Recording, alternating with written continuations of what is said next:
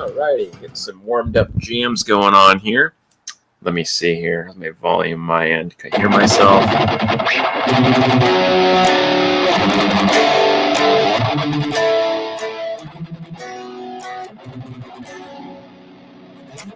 All right, there we go. I am just getting started here with you guys. Welcome to the stream. Happy Friday to you. Finally was able to pull off a Friday stream. I know last week didn't work out, but hey, here we are. We're here for this week. I've been super busy with editing, so bear with me. What's up, Cody? How you doing, dude? Good to see you. My hands are really sloppy, by the way. I've not played in a while, especially on this guitar. I have the Fesley one over here. I've been using the Fesley one more lately, so I'll probably plug that back in a little bit later. And I'm using the Flatsons multi-effect pedal, but I'm probably going to use the Lacato Tank G pretty soon because I love this thing. I had it charging earlier so I could use it. So we'll go ahead and use this pretty soon. But right now I'm using the Flatsons. And it sounds okay. It's not my favorite sound, but it's not bad. It's a very mid-range sounding.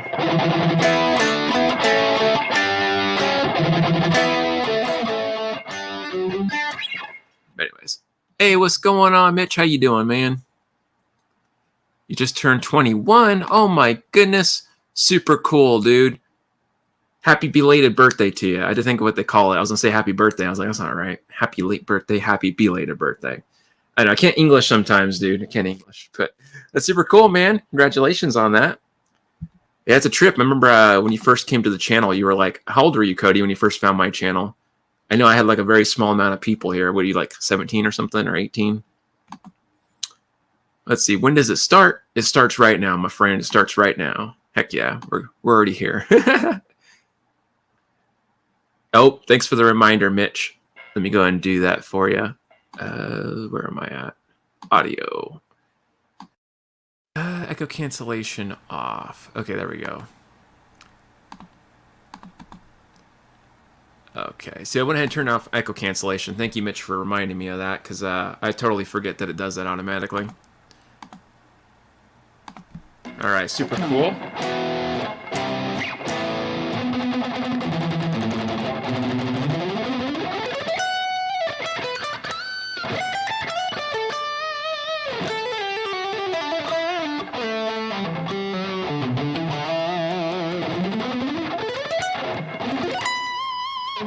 Sounds all right, I guess.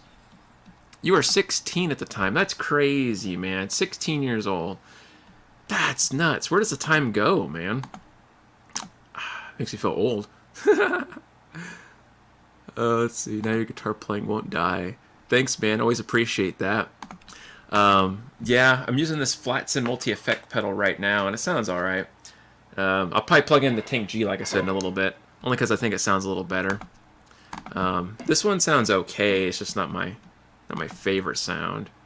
Let me see if I adjust it a little bit. Let me try that instead with this. I'm trying a different setting here on my DAW.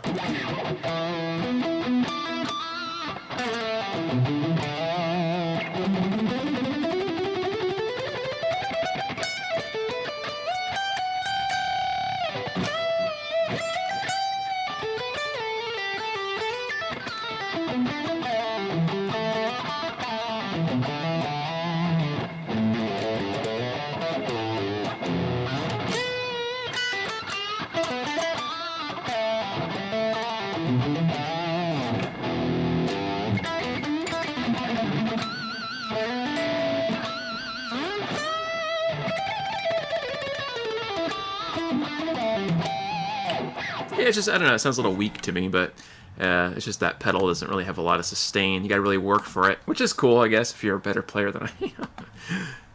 Let's see here. Mitch says he was 16 in 1971. Oh my goodness, man. Well, that is quite a thought. Should get back to recording more songs, bro. The crazy part is in December I started working on... Oh, wow, man. Yeah, I bet that's gotta be rough, dude. How do you like it so far? I'm very curious to know. But yeah, for the rest of you guys, thanks for joining me. I'm just getting warmed up here. Forgive the crappy playing. My hands are not fully warmed up, so you guys got to bear with me here. I'm thinking about plugging in my Tank G only because I don't really like the sound of this pedal right now. It's maybe because I've heard it so much in the last week. You guys saw my review video probably I uploaded today on it, which I like the pedal. It sounds good, this Flatson one. It's just I've been using it so much, I'm kind of burnt out in the settings. And I kind of miss hearing that one now. And I don't even remember what that one sounds like because it's been so long. So I'm going to go ahead and just have to plug that in a minute. Where am I at here? Oh, wow, you were 8 at the time. Well, they say it's just your body that ages, right? Like your mind kind of stays the same, personality. I remember a guy told me that when he was like 70 something. He's like, dude, I feel the same as I always have. It's just I look in the mirror and I feel, I look different, but I don't feel any different. Let's see here. Oh, that's good, man. Congratulations on that. I hope everything goes well for you then. Sounds like a good start for sure. But yeah, thanks for joining me, guys. I was able to actually make it today, thank goodness. I just, man, I've been so swamped with editing. Me and, what's it? Not Locato. Locato's another thing I got to work with, but me and Fesley have been going back and forth with revisions and trying to fix stuff up so I could release the course for you guys and everybody else. But, I just want to make sure that they're happy with everything, and then having to go back in to re-edit things takes hours. It's a 10 video course, so it's a lot of touching up and stuff, as you guys could imagine. So yeah, that's why that's not out yet, if you're wondering. A little bit longer to go. I forgot the first thing. That's funny, Jeff. That's funny, dude. All right, let me see here. Let me adjust this. Let me see.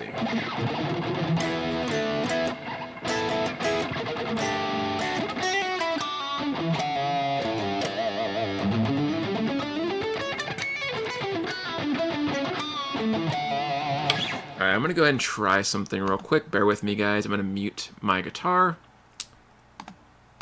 Okay, I'm going to go ahead and unplug my pedal and plug in a different pedal. So, yeah.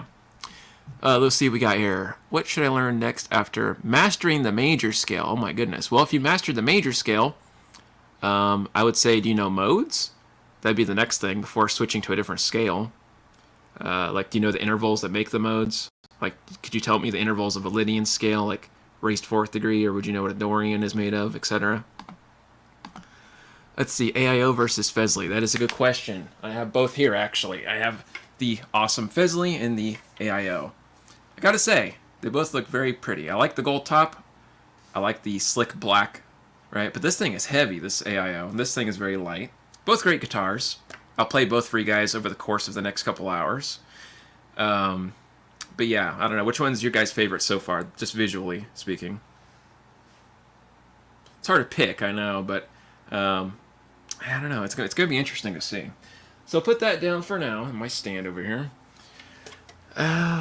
Hey, what's going on, Blue Mox? Good to see you, my friend. Hope you're having a fantastic Friday out there.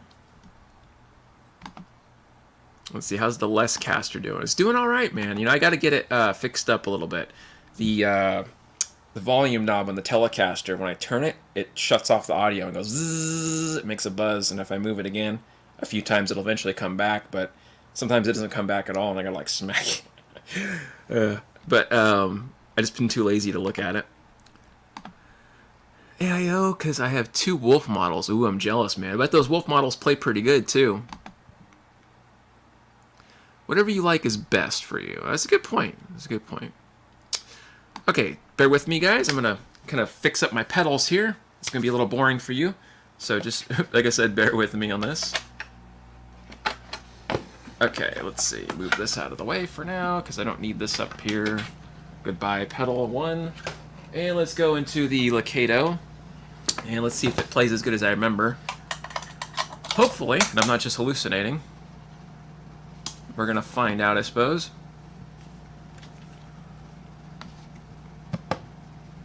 Alright, let's go ahead and check the setting on this, guys. Real quick. Well, now I'm not so sure. Let me see, is that the one I was always using?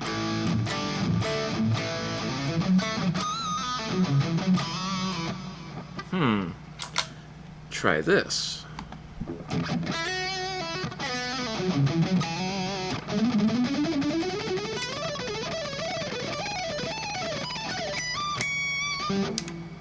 It's not bad. My playing could be better, but let's see. It's just quieter is all. Let me adjust the volume real quick on my end, guys.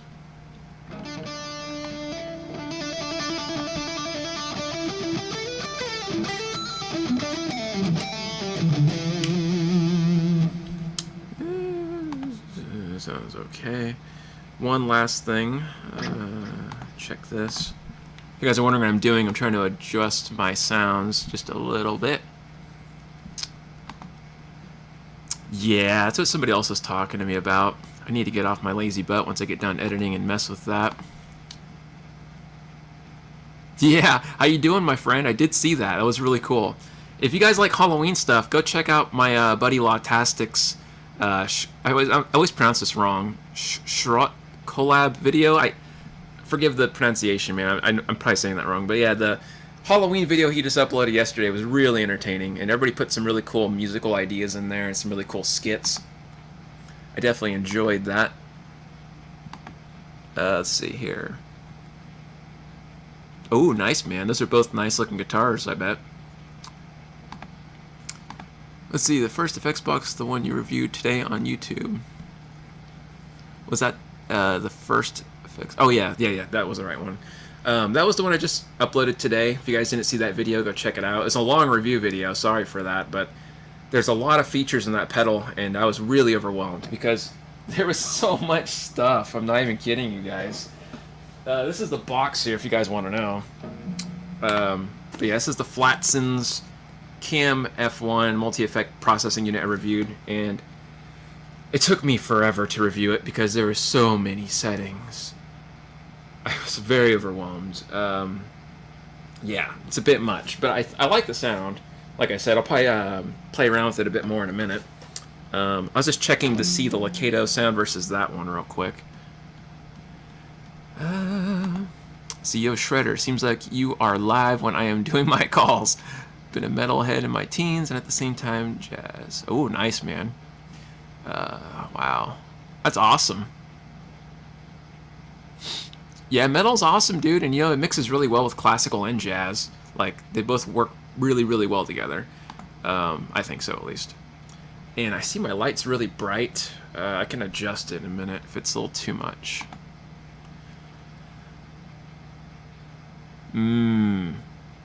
Yeah, that makes sense. I mean, it's pretty standard to want to sing along with something, right? I think that's a pretty standard thing. Ooh, nice, man. I bet those are killer. Let's see, it was great. Missed you, to be honest. Your Christmas song last year was killer. It was always fun to be part of those collabs. Thanks, dude. Appreciate that. I still have my beanie ready for the next Christmas special. Yeah, I really wanted to join my buddy Lawtastic's collab. I really, really wanted to, but unfortunately, like our timelines just didn't mix up too well this time. He had a deadline set at a certain point, and unfortunately, I had this contract I got to finish for Fesley. So my whole like everyday life is just working on these like 10 videos, which are really long, and revising them in communication with Fesley multiple times a day to get these videos on their website and on YouTube here for free for people. And so it's a lot of back and forth, and it's taken pretty much, like I said, my entire days lately. It's just every day cycling through those. So once that's finally done, I can move on to other projects and other stuff. But for right now, I'm just really swamped with editing. Ugh.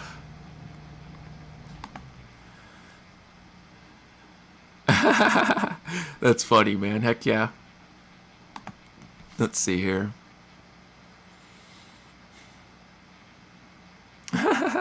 Standard is kind of speak for when you grow up. That's funny. Yeah, collabs are good, dude. There's going to be a competition here on the channel. I think I mentioned it with you guys. Hosted by Lakato and myself. So Cody, you'll have a chance to join in on that, and you'll have a chance to win one of these really cool Tank G multi-effect processing units. And you'll be able to win also a couple of these pedals, which I have not reviewed yet, which I need to. The B Breaker, which somebody told me is the Blues Breaker, I think is what they said, and then the R Comp. You guys can't see that in my lighting. Oh, there we go. Curse of softbox lighting is too bright sometimes. But yeah, stuff I haven't had a chance to even plug in yet. I have not plugged these in once. I mean, like I said, so busy. I haven't even really played much. Let's see here. Oh man, no, I don't have much of a guitar collection. I got this, I got the Fesley one, and then that's literally it. Let me move this over. Oh, and a couple acoustics, but where did I put? Oh, I had those over there. Sorry, I'm having like an ADD moment. I think I'll put these in the background.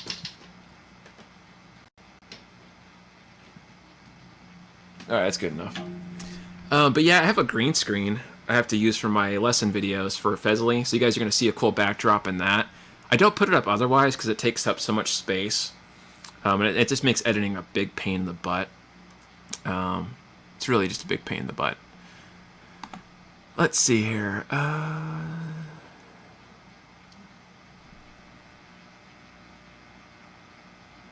Oh man, well I appreciate that on the offer, my friend. That's cool. You're in SoCal. It's always good to have feng shui. Oh yeah, I forgot I did that a couple of years ago. Yeah, that's a trip, man. I might try joining in this year and see what happens, but I don't know. This depends on how much stuff I can fit into my timeline. But that was pretty cool. I do remember when I got to make it in the preliminaries on that. Yeah, Cody built me a cool Telecaster guitar I need to bust out. Yeah, it really is, man. It really is a lot of work. I love my green screen, but it can be a pain. It's just like setting everything up. I got a green screen stand and got clips and everything, which isn't a big deal. But when you live in a smaller space, it takes up a lot of room, you know. And then you got a chroma key and Filmora. And it's just, oh, it's a mess. Like I've been having to deal with the Fesley company because I have to make a certain backdrop. I'll show you guys real quick if you guys want to see a screenshot. I can't show you the actual videos, but I can show you a screenshot. I think that's fine. Where is it at?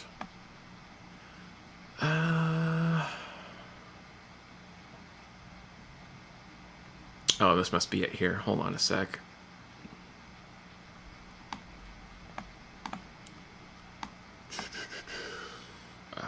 Okay, give me just 1 second. I'm trying to open something up and it was glitching out on me. But where is it at?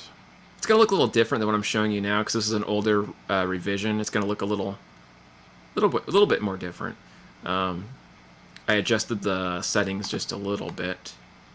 So from what you're seeing here, let me get a screenshot to show you guys first so you can see what I'm talking about. Otherwise you're gonna be like, what are you talking about, Lester? We don't see anything, man. Okay, I just screenshot this real quick.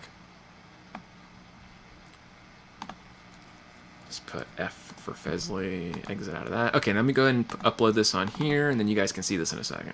I'm doing this the old school way, sorry. I'm old school, apparently. Okay, open that.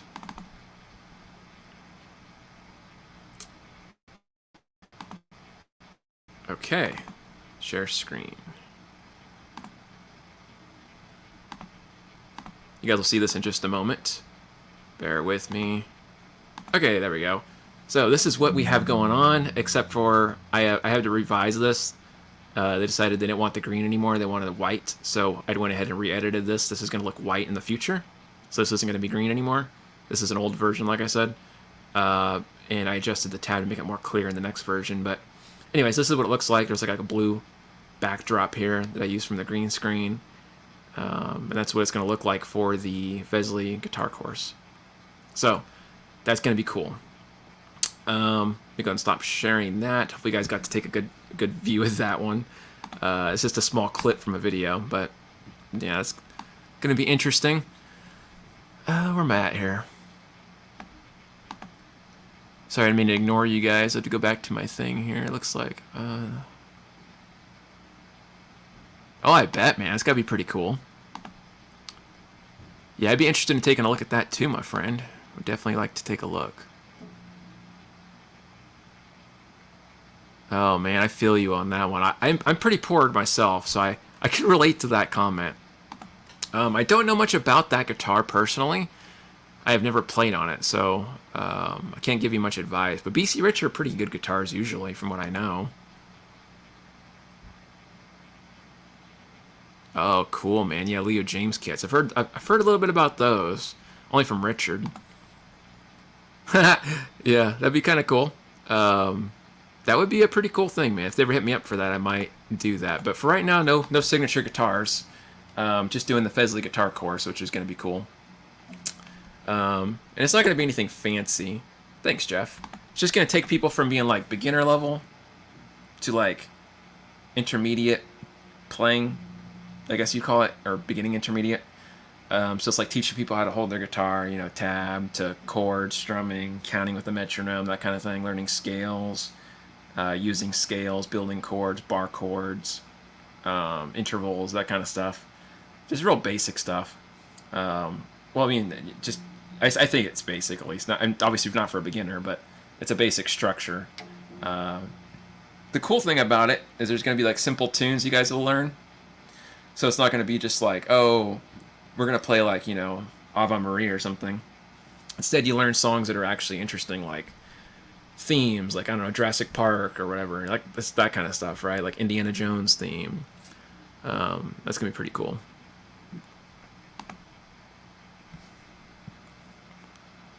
Oh, nice, man. That's killer.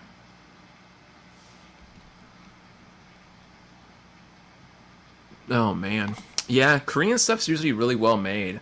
This has South Korean parts in it, from what I understand. So, this is my only experience with South Korean stuff, like as far as guitars go. Even though it was shipped over here and, you know, shipped to me and whatnot. Jin told me that some of these parts were, you know, South Korean. So that's pretty cool. What's your personal favorite guitar for metal? That's a tough question, man. That's a tough question for metal. I don't really have a metal guitar right now. I'm in the market for one that probably in the next few months. I might take a look and see if I can find a good budget one. Drop C, let's go. That's funny, man. Oh my goodness. Let's see. Drop D I can do.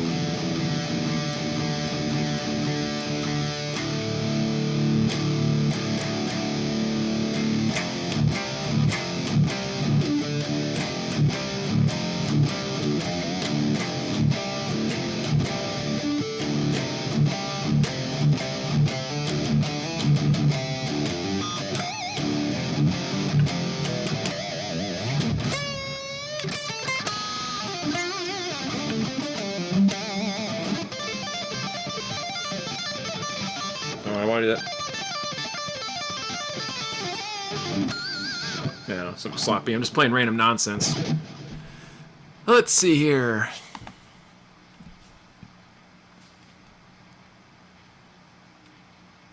Yeah, it's crazy, man. I've heard some horror stories of stuff like that happening to people.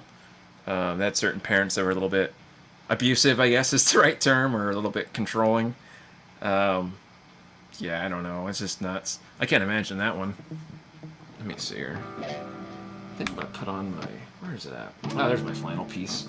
It's actually kind of cold today. A little surprised by that. The weather's finally changing, man, and I'm not used to it at all. It was literally like in the 90s, like a week or two ago, and now it's like 60 something. I don't know how that changes so quickly, but it does, and it makes the hair on my arm stand up because it's freaking cold. Whew. All right, so plummeting into the old fall time, flannel times apparently. I'm not sure if I like the sound of the cicada right now. I might go back to the flats in a minute.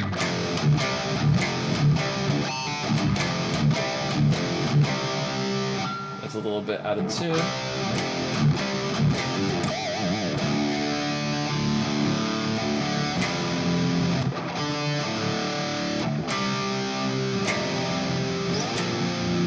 Yeah, it sounds alright now, I guess, slightly. Let's see here. That would explain it. Anger issues and alcohol aren't a good mix, usually. Oh, I see. That's rough, man. Yeah, it's you just never know who you're gonna run into in life, I guess is a good way to look at it, right?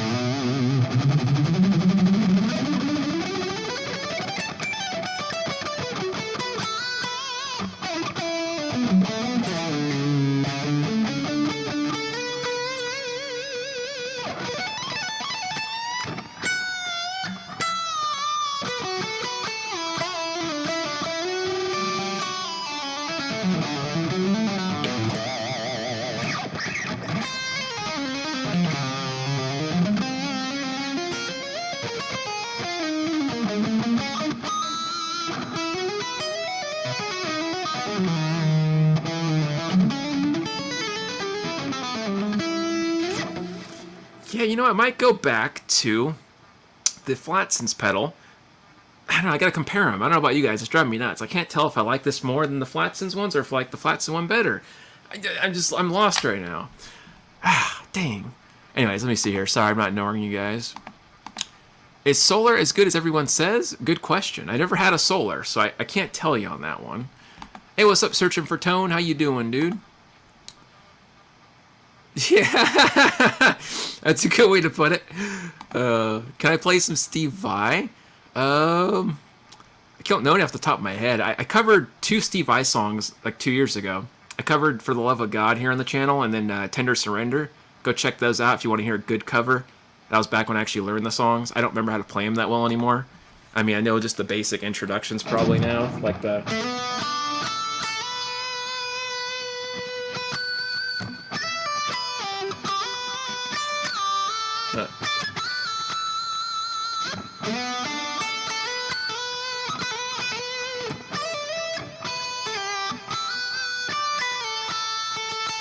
things like that, can't remember then. And then was it?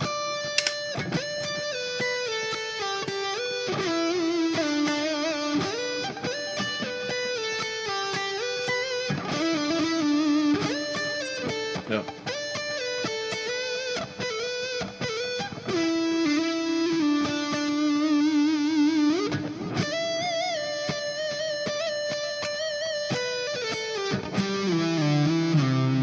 Something like that.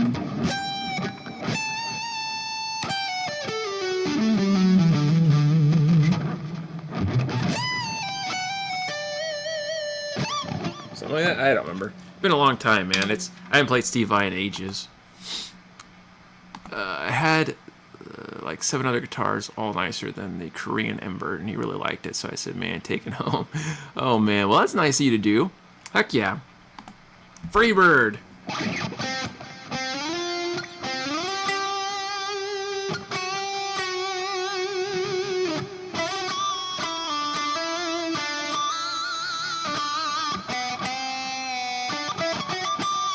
I don't remember how that goes anymore. I don't remember how the song is.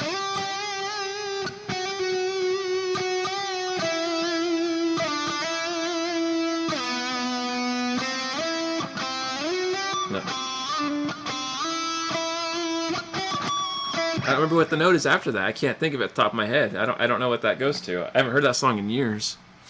I just know the little slide in the beginning. And where does it go after that? It's a good question. Oh, that'd be kind of cool. Heck yeah, man. That would be interesting. Lighter out. That's funny. Yeah. Metal Bird. Yeah, I don't remember how that song goes. It's funny to think about it. A lot of classic songs I used to know because I used to play bars like with the bunch of old dudes back in the day. I say old dudes because they were like pushing mid-70s and I was like 20. But we all played like, you know, The Police, we played Boston, we played Journey, we played all those bands, you know, doing the little...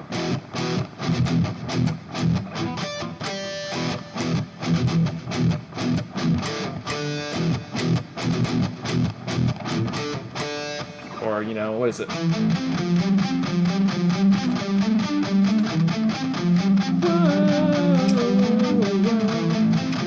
Like Eddie Money or whatever, that kind of stuff, or the...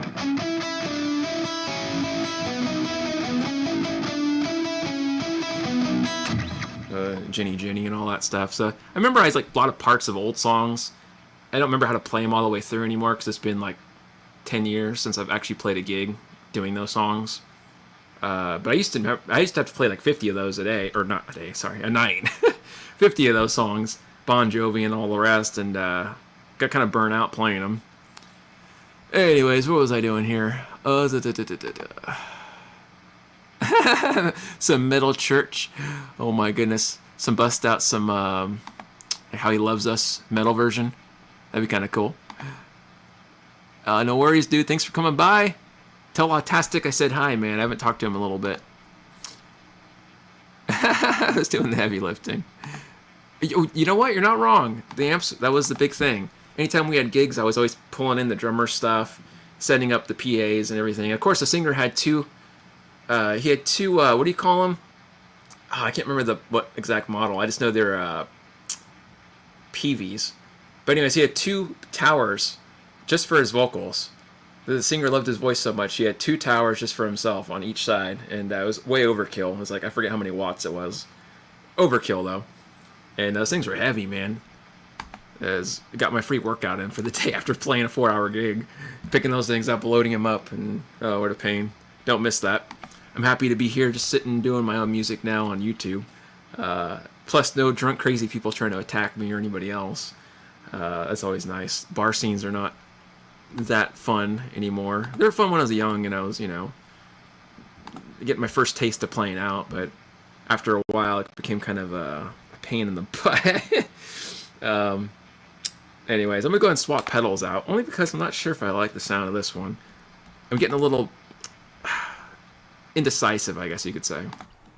Okay, so bear with me. I'm going to be a little boring here for a second. I'm going to unplug my Tank G multi-effect processing unit, which sounds cool. And we're going to swap it out again, because now I'm not so sure if I like the sound right now for the stream on this thing, or if I want to go with the FlatSense one. So let's see what we can do. Okay, FlatSense time. Let's see here. We're going to figure out which one I like better, because I really don't know right now.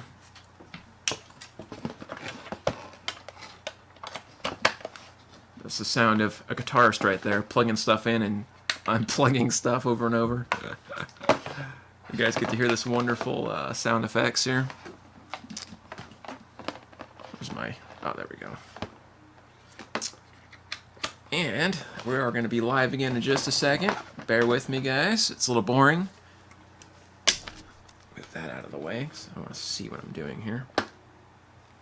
Okay, let's try this again and see if I like the settings.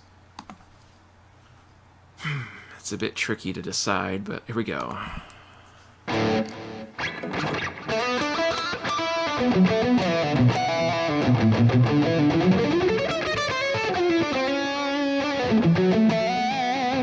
Yeah, I don't know. It sounds so similar. What do you guys think? Does it sound like, do you hear any noticeable difference from the Locato? It sounds more mid-range to me, this one.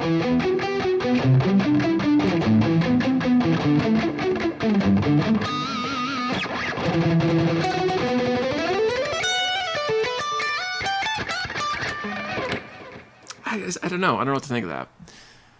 Let's see here. Let me go back. If no metal church, how about some Dokken? Okay, Dokken. What Dokken songs do I know off the top of my head is the question.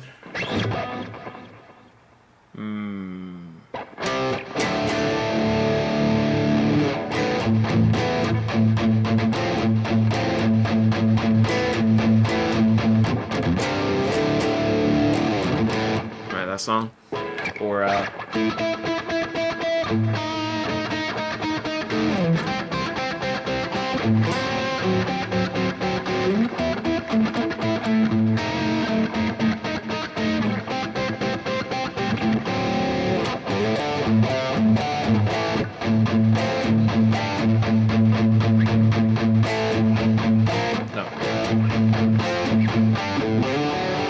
don't remember how that goes anymore. There's like a picking part.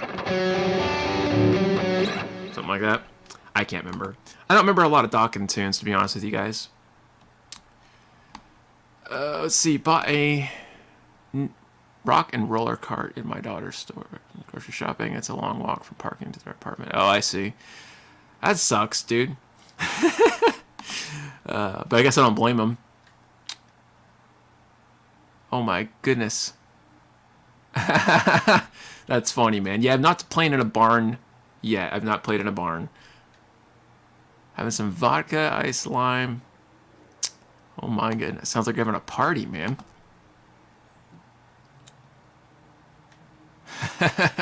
That's funny, Jeff. For the fatter sound. Yeah, it's tricky, right? It's tricky to pick, but I see why you like the fatter sound. It does sound nicer. Protect your chicken from Dokken.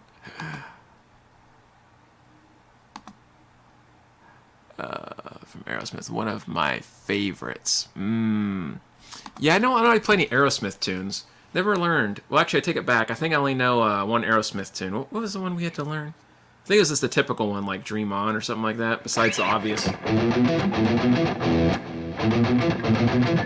I mean, I knew that obvious riff, but let's see if I can find a clean setting. Let's see, how does that go?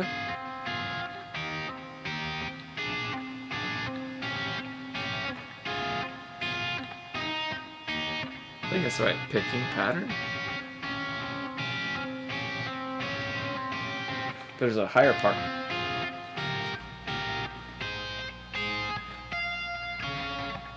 That's what it was.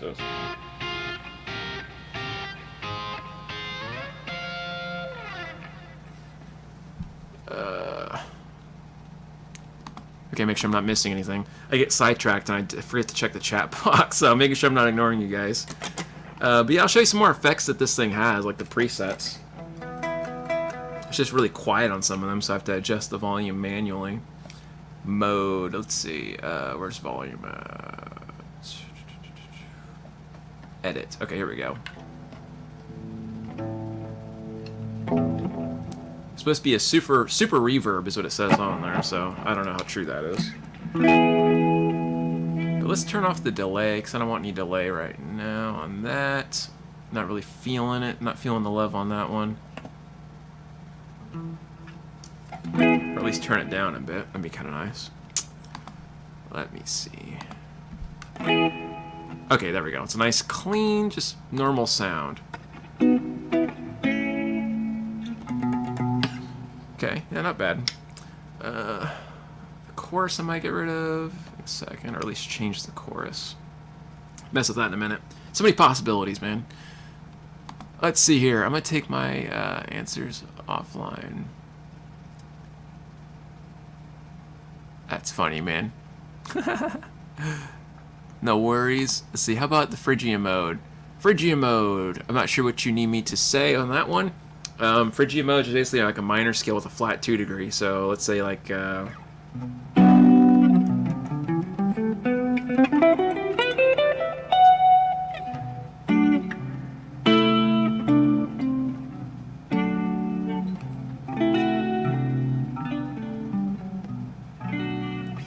Let's find a different setting though. This one just doesn't sound good to me on this.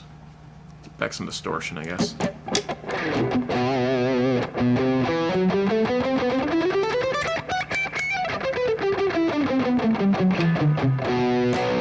We could do a Phrygian jam. I get a backing track up, might sound a little better. Let's see here. What am I playing through? Right now I'm playing through the Flatson's KM-F1 multi-effect processing unit. If you want to learn more about that pedal, go check out my channel. I have a video, it's a 38-minute video or whatever it is, reviewing that pedal to the fullest. And I'm just kind of playing around with it today. No amps involved, just straight to the interface. That's why this sounds a little flat. If it sounds not so good, that's why. I'm just running straight from that to that. No middleman. And I have some other pedals I might be demoing later. I might plug in these Locato ones out of curiosity to see what they sound like, but let's go and pull up a Phrygian style jam here. Let's just say Phrygian. Let's do a Phrygian dominant style. That'd be kind of cool. That always sounds metal, right? Alright, let's see what we got here. No, not this commercial. Anything but that. Well, that was interesting. That was quite interesting commercial. It's me singing off key at me. I'm like, alright. Okay, let's see what we got, guys. We're going to do a little jammy jam and hope for the best. Get my hands warmed up. Feel free to chat at me and BS with me. I'm just going to kind of hang out.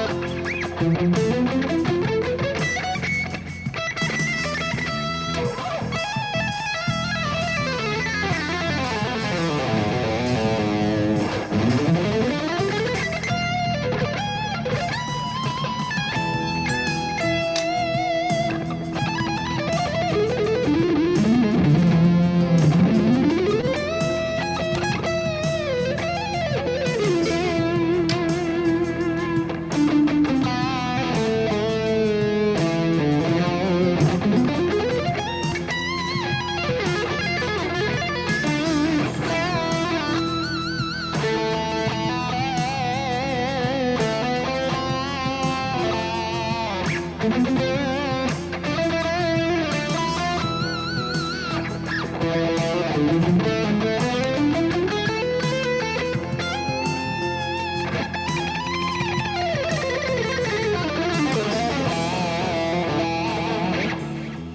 of alright sound.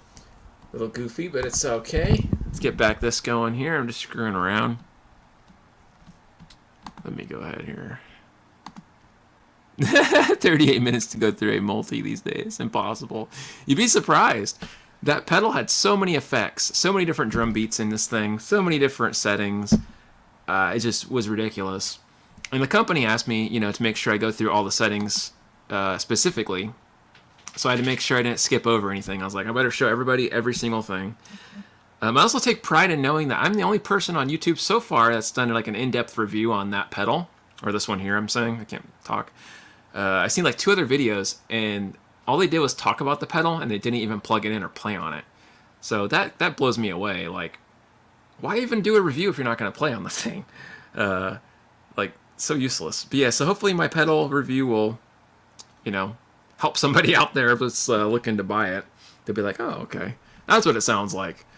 That was killer. Thanks, dude. Appreciate that. So enough of the AIO. Let's go ahead and jump into the Fesley. My hand is just not used to playing on this guitar, so we're going to go ahead and switch real quick. And yeah, so here we go. AIO, you did a good service. I'll bring you back in later. For right now, let's go ahead and bust out the Fesley, because why not? And also my leg's getting a little tired. Alright, back to playing on this thing. Let's go ahead and fix the volume back. And...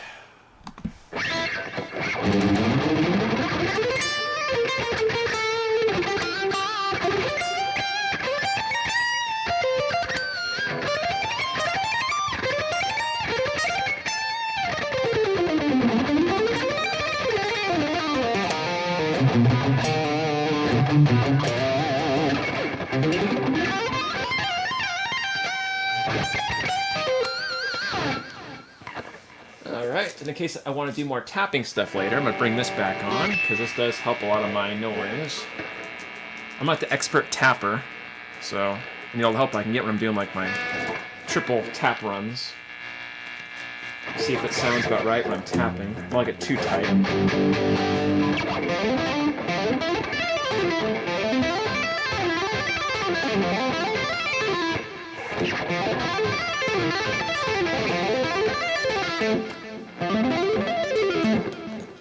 Okay, that works, I suppose, for now. Let's get another track going here in a minute. Oh, let's see here. Oh, yeah, definitely. Definitely lighter and definitely a lot nicer. Let's see, is the neck finish slippery on the Fesley? Not at all. The neck is actually really smooth. So you guys can hear that. It's like ASMR for you guys. But in all seriousness, it's super smooth. Really nice. I like how it's not silky, you know what I mean? That makes sense. I don't like the slimy, sticky feel. I love the AIO guitar, but after playing on the Fesley, I'm not so sure if I'm more a fan of the AIO or the Fesley one. I think I like the Fesley a little more now because I got so used to playing on it. Oh man, what happened?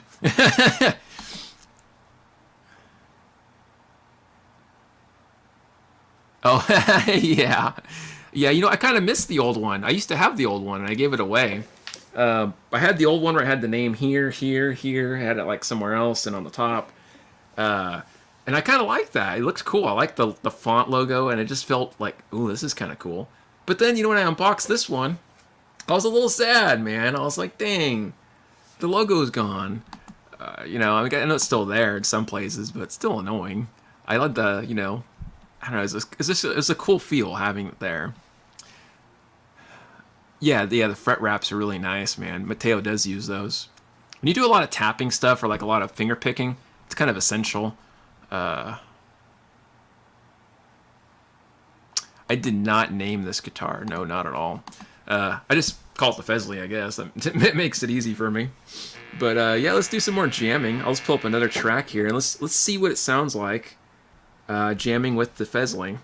Yeah. Check it out. Mad simple. After you're set up with your account, all you're gonna do is go up and hit the upload button. Skip. After you hit... Yeah, exactly. Ooh, this is kind of an interesting beat. Fizz. It sounds like a really cheesy one.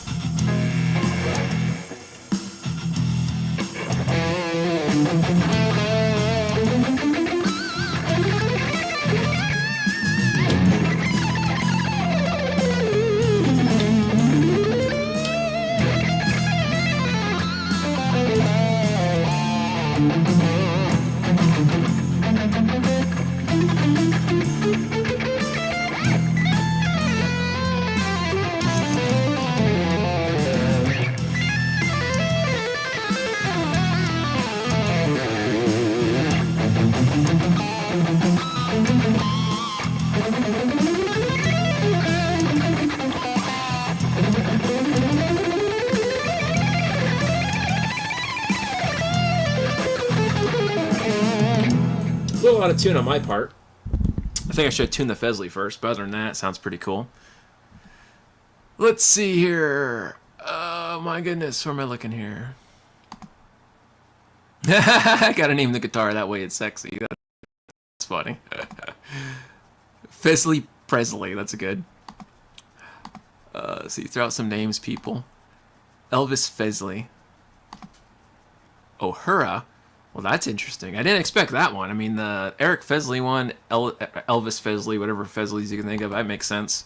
You know, because it kind of fits in a name, I guess. But I never thought of naming it, so I don't know where you'd even begin.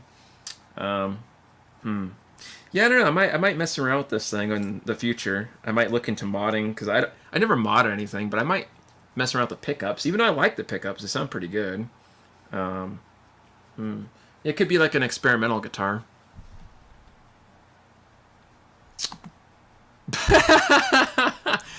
That's funny, dude. Oh my goodness. Well, thanks, I suppose. I don't know if I'm a good man. I'm just a dork. Let's see here. Oh, hell yeah. That's awesome, man. Yeah, I would, if they make Fesley shirts and Fesley wristbands, I would totally be into that. And like, you know, headbands. That would look so 80s and cool. I would totally buy one of those. Yeah, that'd be freaking awesome, man. Alright, let's see here. Let me turn this down for a sec. There we go. Alright, let's see. Let's check another track out. Let's see, jumping down here. Let's find a different modal thing to mess around with. Backing track. Okay, let's see what we got. Put on, let's see, you're a great guitarist. Thanks, dude. Appreciate that. Technical difficulties. Or, yeah, I covered that song here on the channel like 2 or 3 years ago. So go check out that cover, because it sounds way better than what I'm about to do, because I don't remember how to play it that well. It's been years since I've even tried playing that song. But anyways, let's see. I think it was something over here.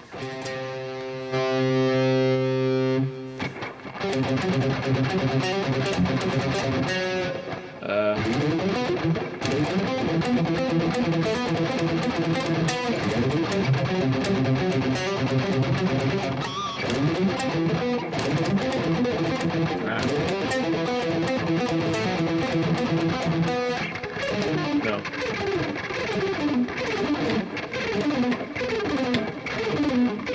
I can't remember what the lick was. Something like that, and there's like a diminished thing in there, but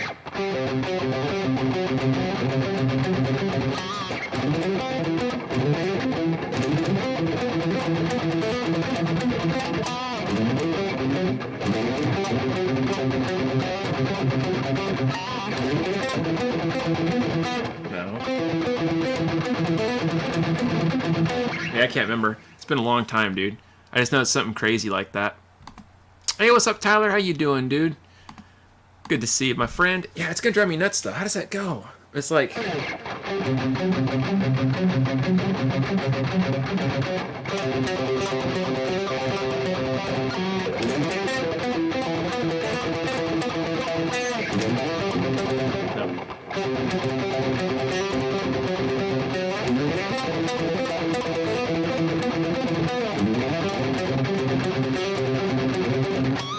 Something like that, I think. I think it's close enough. I don't know. been a long time since I practiced that song. Let's see. No problem, man. It's really freaking hard. Really epic either way. Well, thanks, dude. I appreciate it. Yeah, if you go check out the cover I did like 3 or 4 years ago, I did it way better than this. I'm butchering the song right now, but yeah, go check it out on my channel. It took me like, I don't know, 3 or 4 weeks of playing that song and only that song every day with a metronome. And I had it down really, well, I don't want to say perfect, but I had it down pretty solid back then. But like, this one of those songs you got to play like all the time if you want to keep it up. Otherwise, you just can't. You can't maintain it unless you do it every day. And I didn't really maintain it.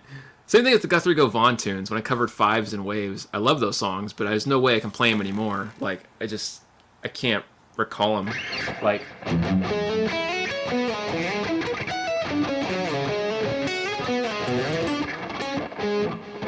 see, like, I can't remember how that goes.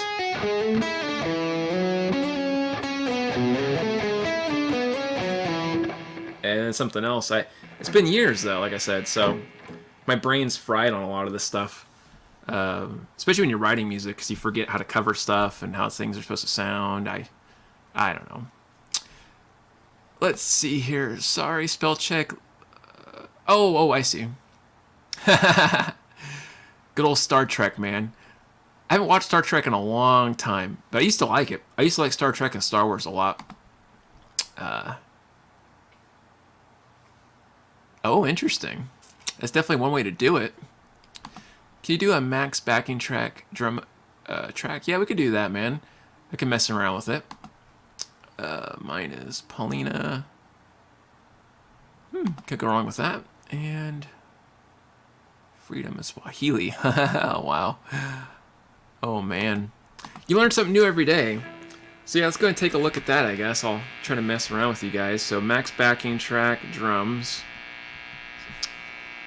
There we go. Turn that down. And let's see, max backing track. I'll just click on whatever drum ones we're doing. I'm not sure which one we're doing, but since Tyler requested it, we'll go ahead and give it a whirl.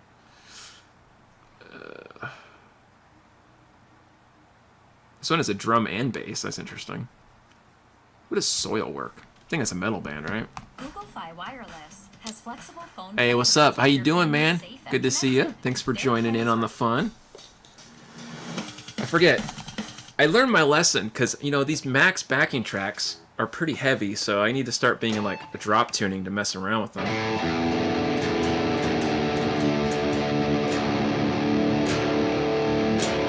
Do my stereotypical riffs with them. Okay, here we go. What goes with this beat? I don't know. But since Tyler wants me to jam with drums, I'll try.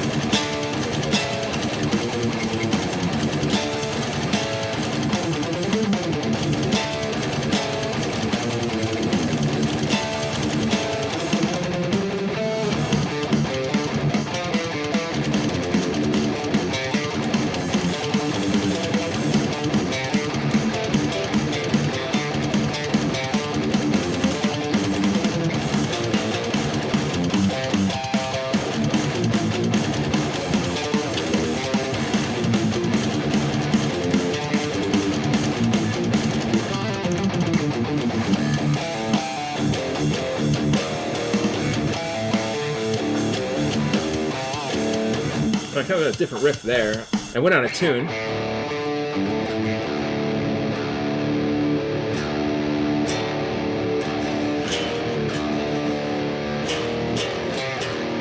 There we go.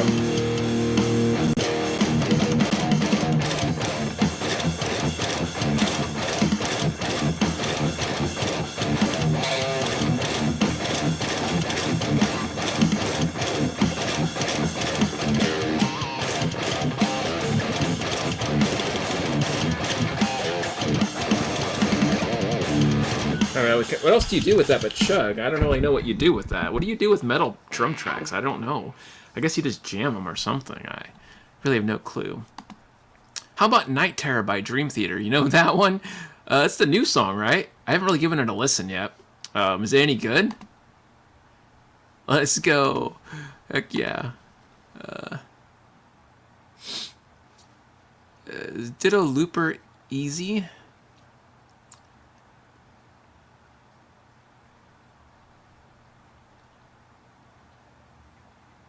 Is Ditto Looper easy? So you're asking me about like a looper pedal? Is that what I'm getting at? I'm trying to figure out if that's what you're asking or not.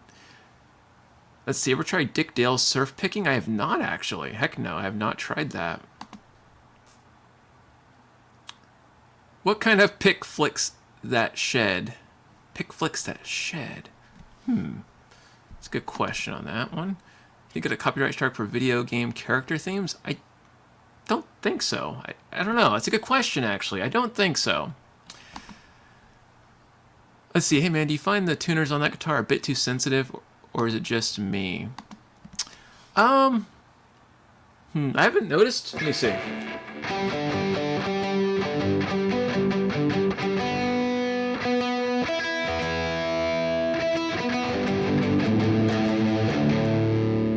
You know, I think mainly the top string, like my E string on the top, is a little sensitive, I'd say. I will agree with you on that. And it feels like it goes out of tune a little easy. But the rest of them are fine, which I could tighten it, but I'm not going to bother right now. Only because I don't have my tools out. I have my screwdrivers put away somewhere. Let's see here. Hammer on the higher frets on the low strings. That would fit. Oh, for the backing track? Yeah, I don't know, dude. I'm not a hipster. I'm not as cool as you, man. I don't have the cool gent skills.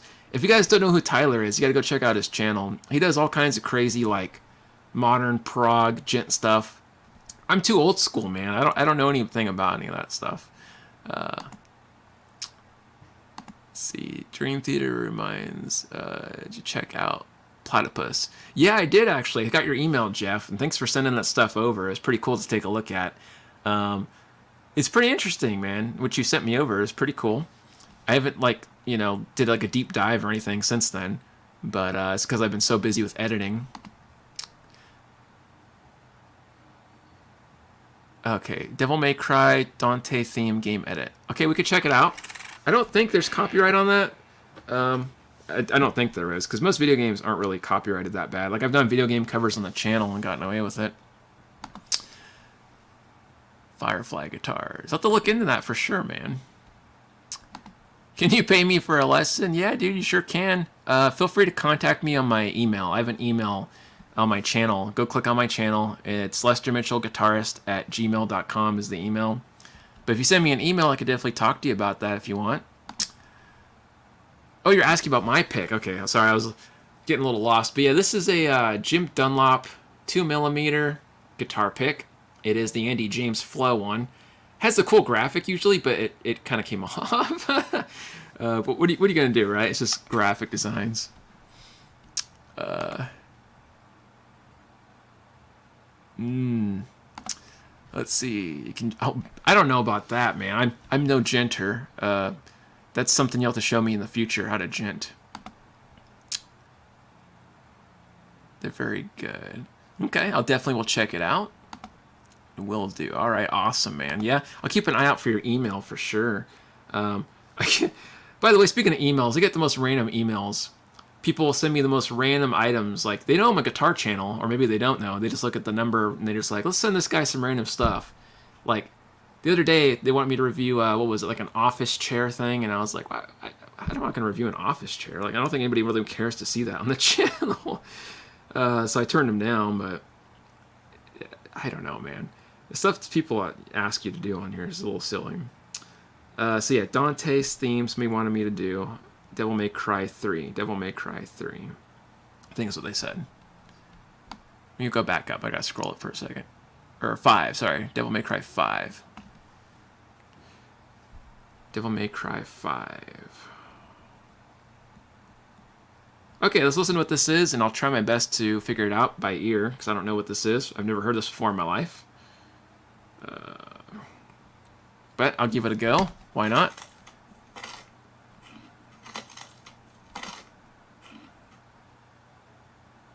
Do you know how worried Much appreciated, Jeff. Heck yeah. House we have $0 delivery fee. What? Yeah, no grippy on this pick.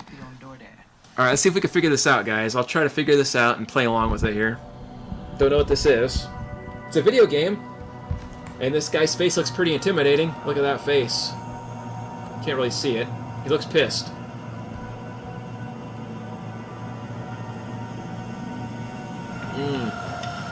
Make sure to type edit at the end. Okay, is this the right one, by the way? I'm just making sure. I'm not sure if this is the right one, Punk Rocket.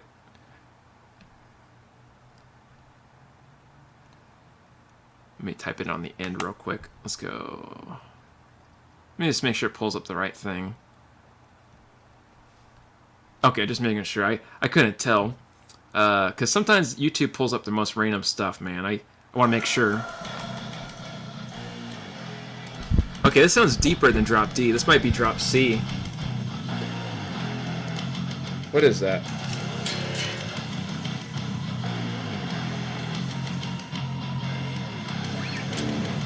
Yeah, I think it's C. It's C sharp, I think.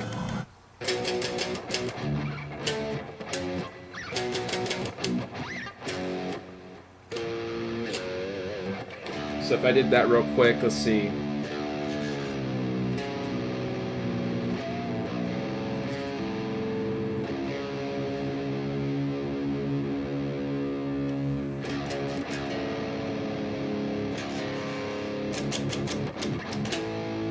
Let's see here, I don't remember what the notes were. Testing it out, guys, testing it out.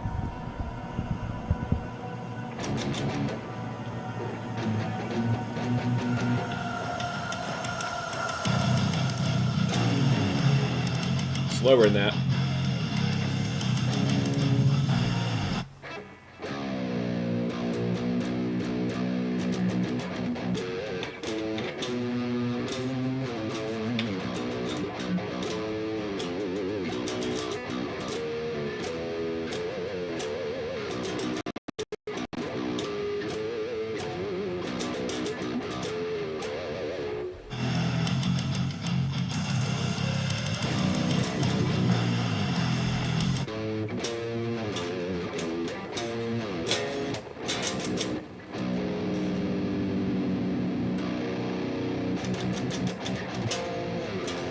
No.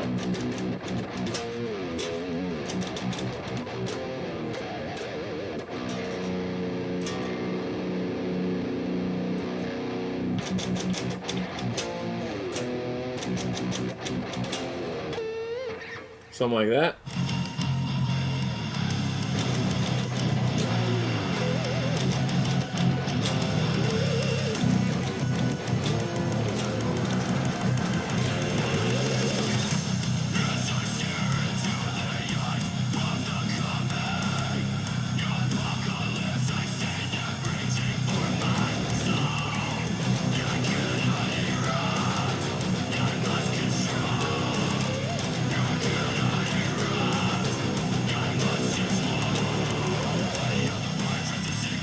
Something like that. So I can't hear it very well on my end, my guitar, but so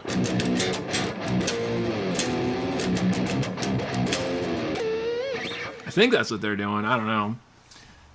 Where am I at here? Not ignoring you guys, by the way.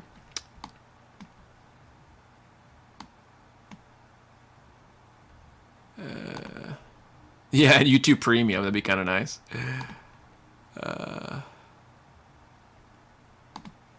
Let's see here.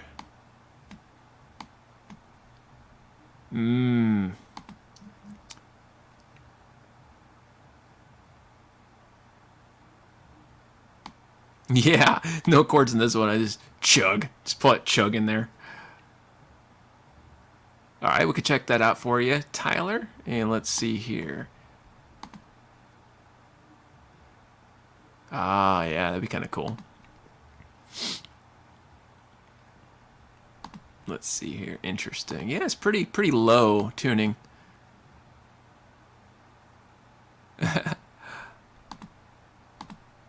Let's see, there's a solo too. Let's see what that sounds like. I'm gonna fix my tuning up real quick.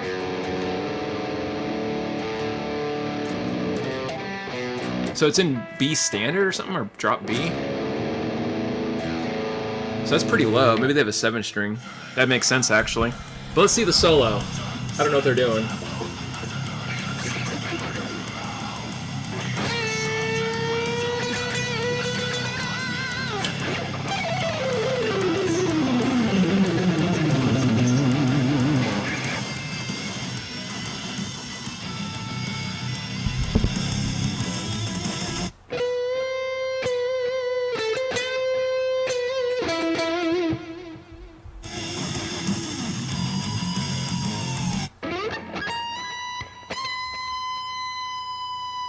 I don't have a whammy bar.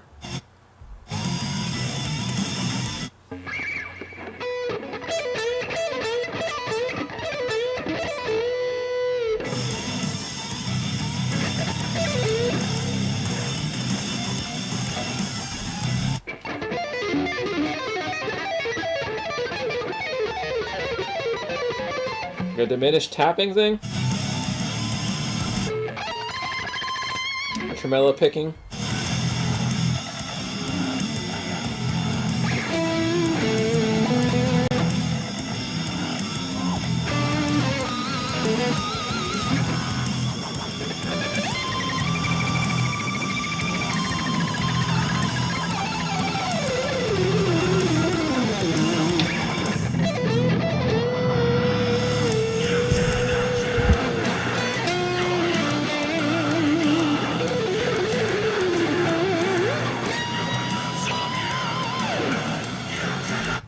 Yeah, it's pretty cool, man. I like it. It sounds cool. Just doing like some pentatonic licks, or doing some diminished runs, doing some kind of a Phrygian sound. They didn't hit that.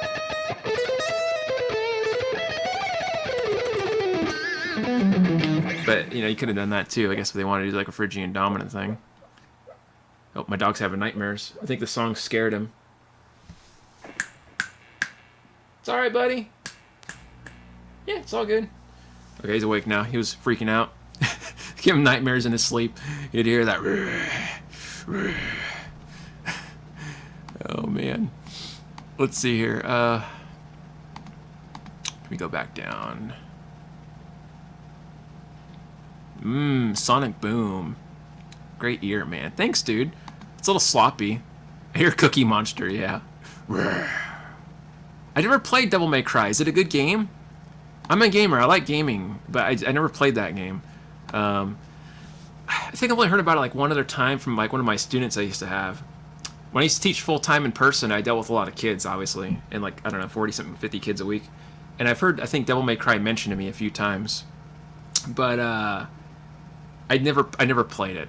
I do like games. I'm a dork that way. I like games. Yeah, poor Chihuahua. He's having a bad day with that one. Playing is ridiculously awesome. Thanks, Jason. I appreciate it, dude. Looks like you got a good ear. Is Burzum guy good? Can you do you play any Norwegian death metal from the good old church burning satanics panic days? I don't know what that is, to be honest with you. Burzum, is that band where the guy killed somebody? Is that the band? I can't remember which band that was, where like the guy was a murderer or something.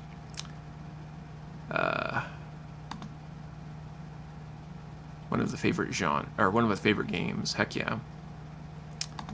What guitar is that? This is the Fesley FLP 350. I finally got it memorized. I always say it wrong. It's pretty cool, pretty slender. It's much like a, like a Les Paul, but a lot skinnier. It's got a neck that's similar to like an Ibanez. If that makes any sense at all. Kind of nice and flat and shreddy.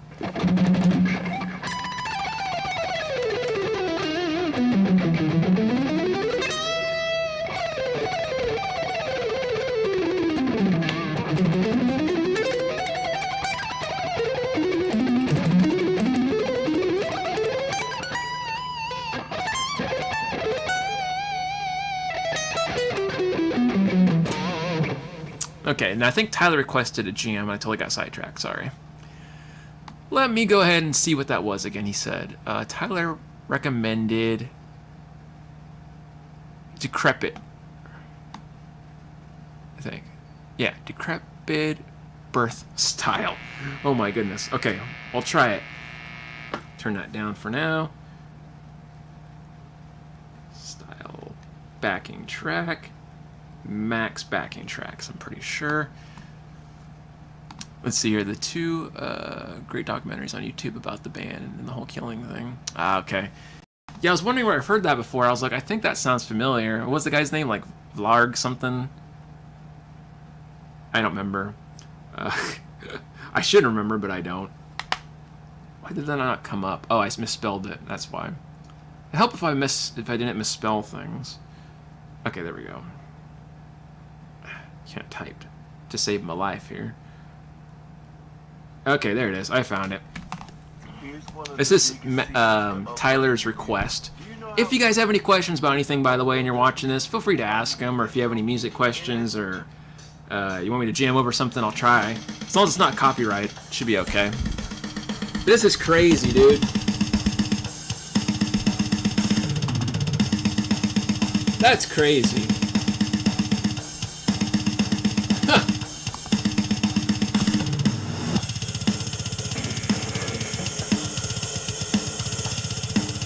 Jeez, that's fast, dude.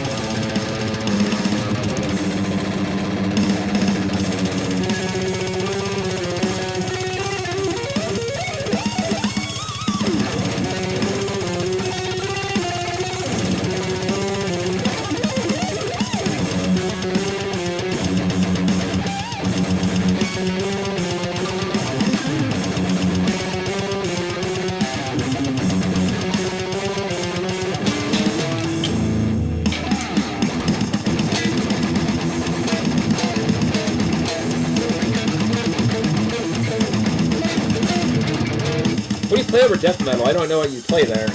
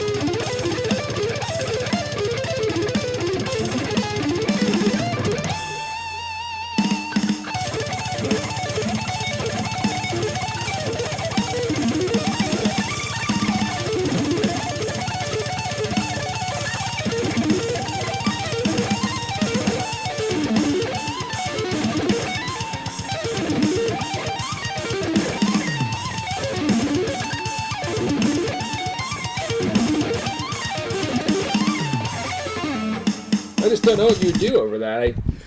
No idea what I'm doing here, guys. I'm just screwing around playing nonsense. That's what we call ADD on the guitar, when you start playing a bunch of random crap. Oh, my lord. Let's see, I heard Buckethead. Oh, man. Yeah, Buckethead's pretty cool. I used to like Buckethead when I was younger. Ooh, heck yeah. Sounds great. Thanks, dude. Sounds all right. Let's see here. Just screeching at the top of your lungs, something, right? You know, my first experience with any of that kind of music, I was probably like, oh gosh, how old was I? 15 or something, 14 years old. I won tickets on the radio. Remember when you could win tickets on the radio? Crazy thought. And I remember I got Gigantor tickets. It was like 2000 and I don't know what it was, 2006 or something, 4, one of those years. And anyways, we all went down there, me, my friend, and his friend. His friend drove us. Had the tickets, I supplied them, you know, because I didn't have anybody else to go with. So we went. It was like Megadeth, Children of Bodom, which was really cool, by the way, and a bunch of other bands like In Flames and Job for a Cowboy. Well, Job for a Cowboy started off the show. I didn't know what the hell Job for a Cowboy was or like what death metal was really. You know, I was listening to like just like the radio rock and roll stuff. And Job for a Cowboy came on. I about had a panic attack, man. The lights were flashing everywhere. And like the drums were just so fast and so gnarly. I remember I couldn't like breathe for a minute. I was like, whoa, my God. And everybody's just like, looking monotone, sipping drinks, it's just chilling. There was girls sitting in front of me that looked like, cheerleaders. We wouldn't expect them to be there watching Job for a Cowboy, but they were there and they were just monotone, like, yeah, whatever, and I'm just sitting there like, what the hell's happening? And the dude gets on the stage, it's like screeching, and I'm like, what the hell is this? And then my buddy's like, you don't know who Job for a Cowboy is? No, I don't know who Job for a Cowboy is. What the hell's happening? And the guy screamed so loud, I could feel his scream inside my diaphragm. It shook my freaking lungs, and I was like, oh shit. I thought I was gonna die in there. Well, by the time Megadeth came on, I was like tired. I was like, okay, this is kind of relaxing lounge music. Compared to what I just heard a minute ago, this is like mellow. It was a day to remember for sure. Anyways, let's see here. Yeah, exactly, man. I have memberships here on the channel, guys, and the highest membership is like, I don't forget what I put, like $9 or something like that. But if you join that membership, you get access to videos only members get access to, tabs, and you get to do a FaceTime with me for half an hour once a month. And it's just one-on-one. There's no group time. So, like, you guys get one-on-one, just FaceTime with me for 30 minutes. That could be good or bad. I don't know. But, yeah, that is a thing. Oh, yeah, diecast. Good point, Dorotio. Good story, yeah. The pain and suffering of my people. It's a good story. Who do I use? I don't use a luthier in the area. I don't know anybody really. I've heard a few people like you're in the area, I think, Dwayne. That's right. So you know like the places I would refer to. What is his name? There's a guy people call Uncle Spock around here, and I think he fixes amps. But I think he might know a guy that fixes guitars and like does luthier setups on them. What was his name? The Vessel guys in Modesto, I don't know if they're still around. Was it Thomas and Tony Vessel, something like that? I think they do setups on mainly like violins, of course, but I think they know a guy that does guitar setups too. I don't know anybody like that actually does them. I just heard rumors of people. I do all my setups myself. I wouldn't take it to Turlock. We don't really have anybody that does setups. Try to think of anybody else I might know. If you know Mark Swanson, or the Swansons, Dwayne, you could ask the Swansons. They would probably know. Because, they have a lot of connections, so it'd be worth asking. Say hello to my cousin Vin.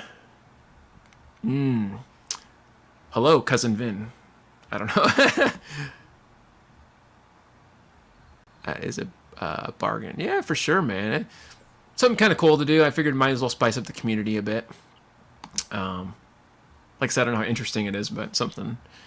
Oh, Shadows Fall. Yeah, I remember that band. All That Remains was killer. Kill Switch Engaged. Oh, yeah. Love all those bands you just mentioned, Dorotio. Those are all my era, for sure. Don't forget Trivium. I love Trivium. That band was probably my favorite of the bunch back then. Oh, okay. It's his birthday today. Well, happy birthday, Vin. Hope you're having a good birthday, man. Or, I'm not sure if it's exciting. Some people don't like celebrating birthdays, is why I say that. I know I don't like celebrating my birthday that much, but hopefully it's fun and, it's exciting for you in some way. I always hate my birthday, so that's why I say that. I don't trust Guitar Center. Yeah, I don't either, dude. I wouldn't take it there, but, yeah, sorry, I couldn't be much more help to you. It's hard to find people in the area, as you probably already realized. There's not like a lot of musical centers in our region. To drive from LA. Oh, yeah, it's not too bad though. I mean, yeah, it's not the worst, I guess. At least you're not in Japan or something.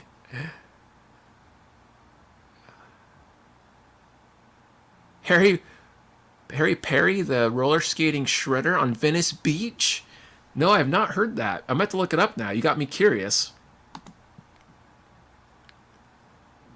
Oh, that? Yeah, that's the Boss Katana.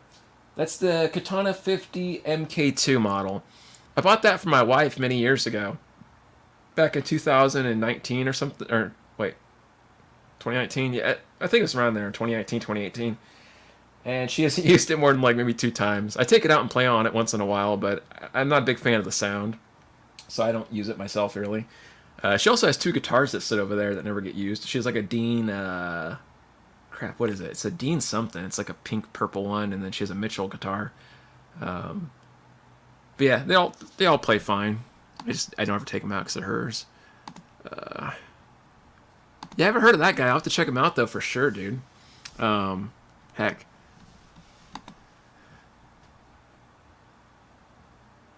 Oh, that's funny. Yeah, it's crazy, man. I don't know much about like these guys that are playing around and whatnot. I'm kind of out of the loop.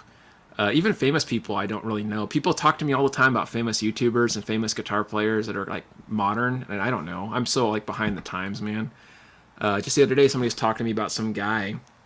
What was his name? He's like a Greek guy, not Gus G. Somebody else. It's like he's a Greek player. He had kind of a trippy name, Spyro something. I never heard of him until the other day, and I was like, "Holy crap, this guy's good!" And I went on YouTube and he had like I forget 5 million views or something, and I thought, "How did I not know about this? Like, I'm in the guitar community, and how come I never seen this video? What the hell? YouTube's lagging on me." But yeah, what a player, man! The guy was pretty intense.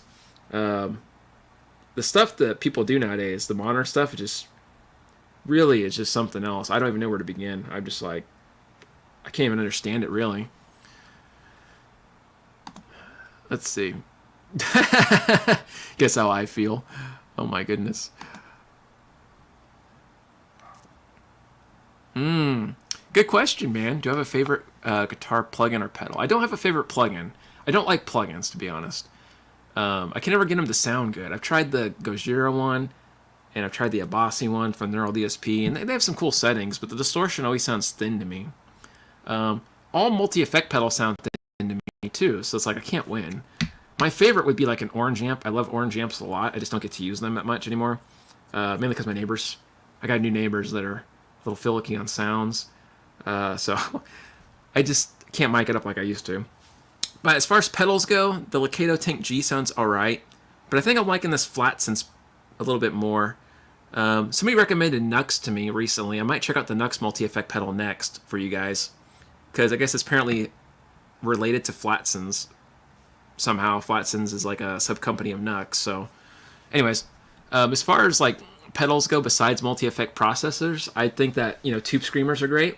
I love tube screamers. If I'm just playing out at gigs or if I'm doing recordings, I turn the distortion all the way down and I turn the level all the way up so I can boost the natural distortion in the amp. An older guy showed me that trick that played in bands, and man, I love the sound of those. But yeah, I hope that kind of helps, man. Corey Feldman belongs. It's about musicians who truly believe they're a god, regardless of the haters that keep going. Look up songs in the key of Z. Oh my goodness. Was his something like Mateo? Oh, the Spyro guy? No, that's somebody different. Mateo Mancuso's a great player too, though. He really is a good player. But the other guy I'm thinking of is like Spyro something. Starts with his last name starts with a D. It's like a foreign name. He's a Greek guy. But yeah, if you guys haven't checked him out, go check out his stuff. He just does like the crazy gent, like 8-finger tapping, 50 sound effects at once. Just blows your mind away. It's insane. Do I like Joyo amps and effects? It's a hard question. I've only had one Joyo pedal. It was the Joyo mini amp pedal. It was like an amp built into a pedal. You guys remember that one? You could check that video out on my channel. I did a review on that one, but it was cool for what it was. It's just a portable amp, but I've never had like an actual amp from Joyo yet, or any other pedal. So I'm kind of limited.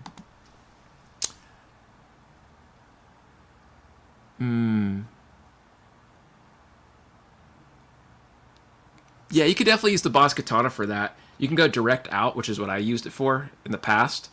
Or if you don't want to do that, you could mic it up into an interface, and that's fine. But yeah, it sounds fine with just direct out. You just have to turn up the volume a bit because it's a little quiet. Yeah, Scar's a pretty cool guy. What's his name? Sean. That guy seems pretty chill. So, having said that, I guess I'll do a little more jamming real quick, and then while we're doing that, yeah, be sure to let me know what you guys got going on in your day. I'm just screwing around, killing time. I'm glad I was able to make this live stream for you guys. I'll be here probably another hour and a half or something like that. Just depends. I have a lesson at 8 o'clock my time, but it's like 6:46 right now, so like an hour and 15 minutes is when I'll be here. Backing track. Let's see what we got here. Metal. I'm just going to type in metal backing tracks, because I know you guys like the heavy metal stuff. Alright, let's see what we got here. I'm going to jam out with the backing track a little bit. Let me know what you guys got going on. Like I said, I've been super swamped in editing, so I apologize for the lack of content lately. Just been a mess with stuff. I've been very busy. That sounds kind of cool.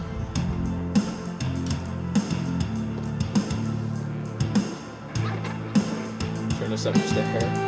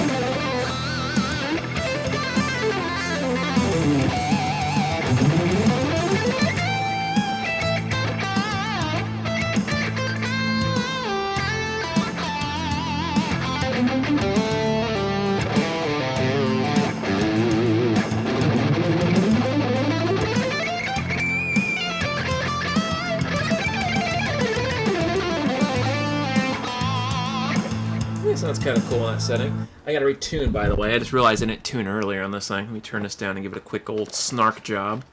That sounds kind of inappropriate, giving it a snark job. Alright, let's see here. Let me make sure I'm not missing the comments.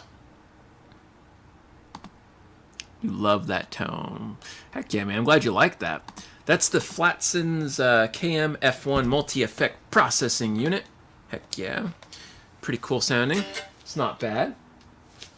I'm getting more used to the sound of it, I suppose. At first I wasn't sure if I liked it, to be honest with you, but now that I'm adjusting the tones as I go, it doesn't sound so bad.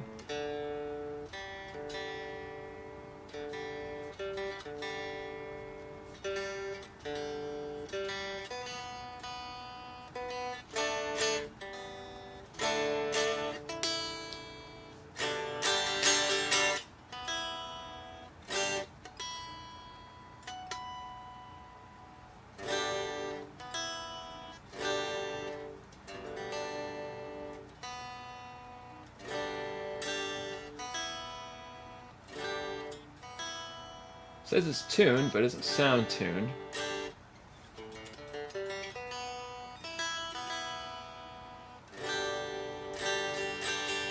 Close enough. Yeah, these are very sensitive tuners. The guy that said that earlier, I forgot who said that. They weren't kidding. It is a little sensitive, so you barely touch it and it goes a long way. A very long way, which is fine. So. Try not to make you guys go deaf because of me.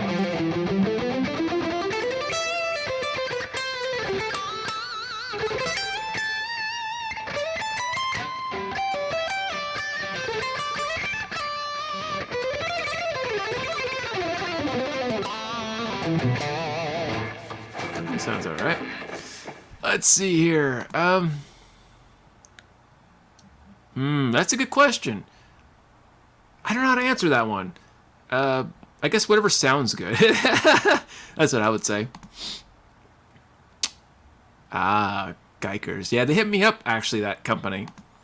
But I didn't want to go through the hassle of making a video. I was like, and then the odds of people watching that video, I was like, I don't know if that's really going to work out. But I totally would have, just depending.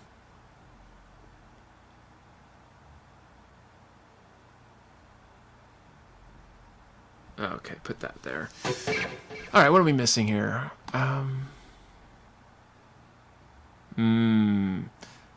Yeah, that's a possibility.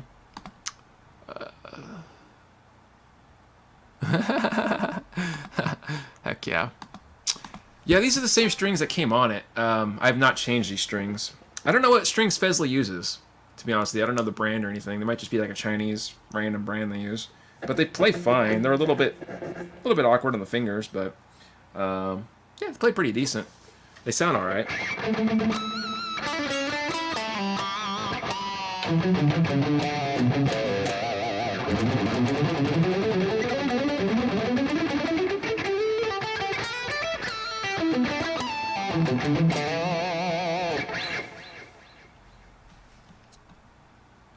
Is that where the bridge? Let's see. Does oil help? That's a good question. Yeah, I'm not sure about oil. I never messed with cleaning nuts or doing oil stuff. I'm not that deep into it, knowledge-wise. But as a rule of thumb, for me, I always wash my hands before I play, and always wipe down the strings after. Usually, try to use a microfiber cloth, but that's about as far as I go with it.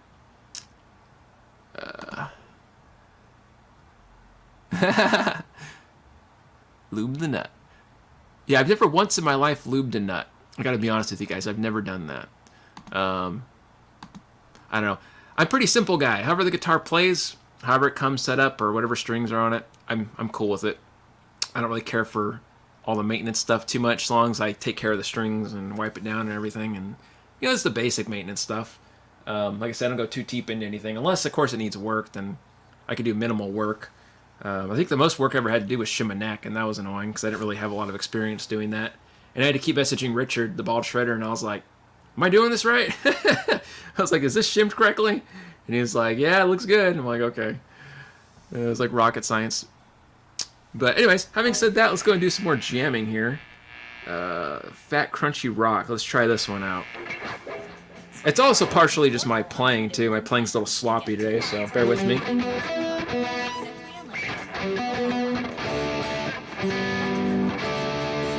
Gotta fix that. Went out of tune on me already.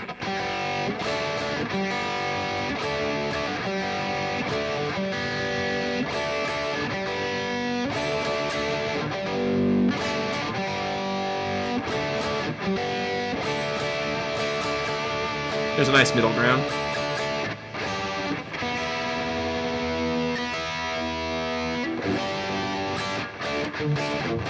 Yeah, close enough. Sounds good. It'll probably go out of tune on me again.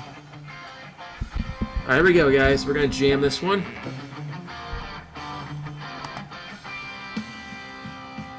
Oh, dang, man. Yeah, I wouldn't have guessed that.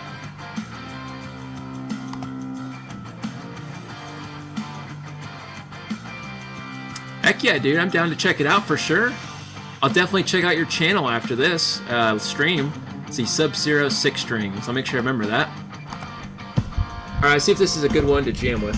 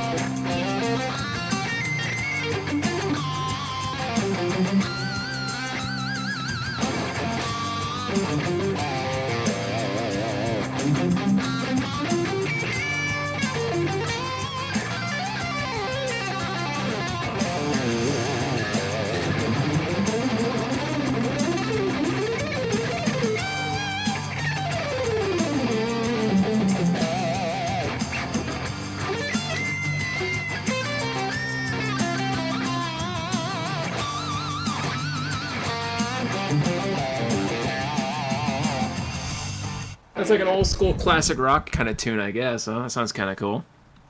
Pento Fire. Thanks. No worries, man. Heck yeah. My pinch harmonics are on point. Thanks, dude. I appreciate that. They're a little sloppy. I'll let you guys in on a secret here in a second about that. Knocked my G string way out of tune.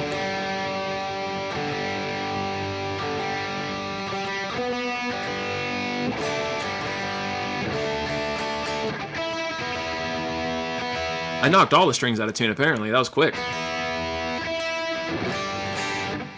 Let's see, a test real quick.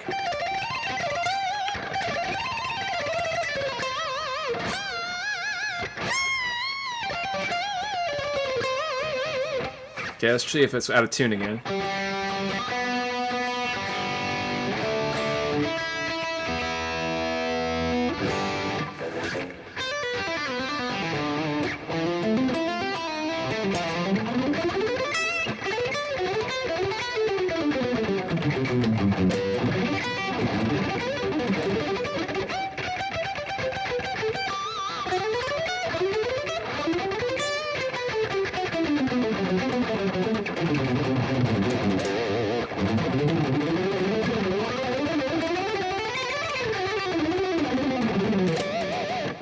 Sounds alright, I guess. But anyways, sorry I got sidetracked. So yeah, pinch harmonics. I think this is still tuned. Close enough. It's probably gonna go out of tune to me anyway.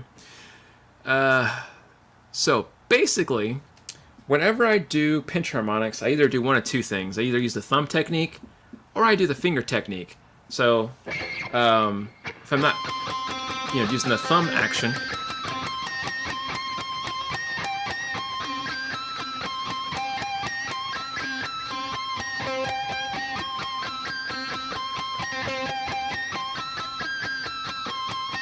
Or I pinch with my finger in the pick.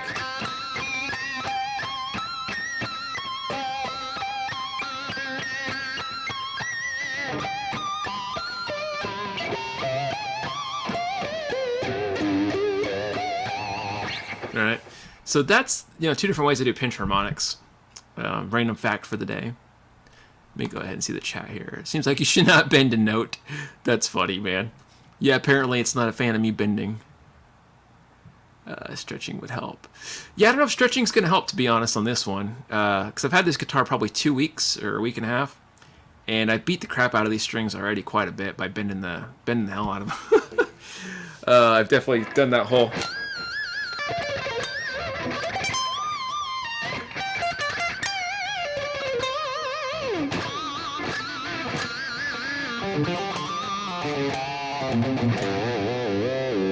So yeah, I definitely bent the heck out of these strings, or stretched them pretty good, I think, by now.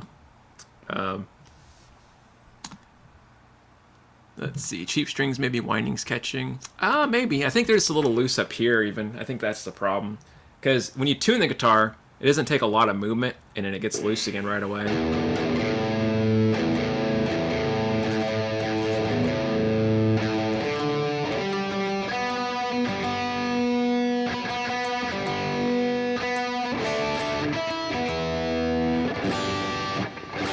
Anyways, bear with the tuning, guys. Sorry. Do I have a favorite guitar solo I like to listen to? Oh, yeah. Oh, yeah. So, that's a tough one. I love listening to Vinnie Moore. I don't know if you know who Vinnie Moore is. Love Vinnie Moore. I love all of his solos. But some of my favorite solos were instrumental solos. So, like, Vinnie Moore's The Mind's Eye solo is pretty good. Fear and Trepidation solo is pretty good. Life Force solo is pretty good. I love that one. I can't remember how to play it. It's like... and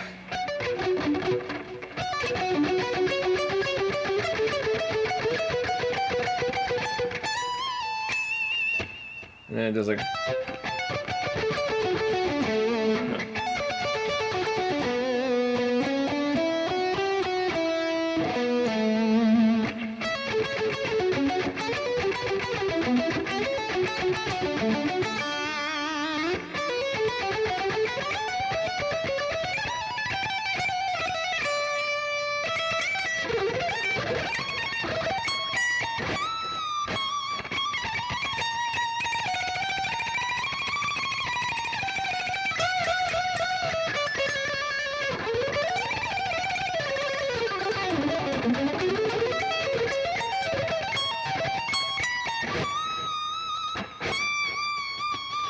Something like that. I can't remember, but it's a really cool solo he does. And if you listen to the actual context of the song, it sounds pretty sweet. I'm not doing it justice. Greg Howe, love listening to the Jumpstart solo. That one's really cool. But it's like it's actual band solos. Trivium has a lot of good solos. Pantera, I love Pantera. The lyrics, maybe not so much, but I love the music. Dimebag Darrell, any Dimebag Darrell solo is always really memorable. Anyways, getting sidetracked, sorry. Yeah, now the plain ones are having issues. You just can't win, man. It's always something. Sick playing, brother. I play bass. This is awesome to watch. Oh, thanks, dude. Appreciate that. And cool that you're playing bass. I like a Jack or better. Heck yeah. Vinny's brother made a fortune in house paint. That's crazy, man. I didn't know that. I believe it, though. Please train you. You are amazing. Well, thanks, dude. I appreciate that. I play like crap right now. I feel pretty sloppy. I feel like I played a little better maybe last stream.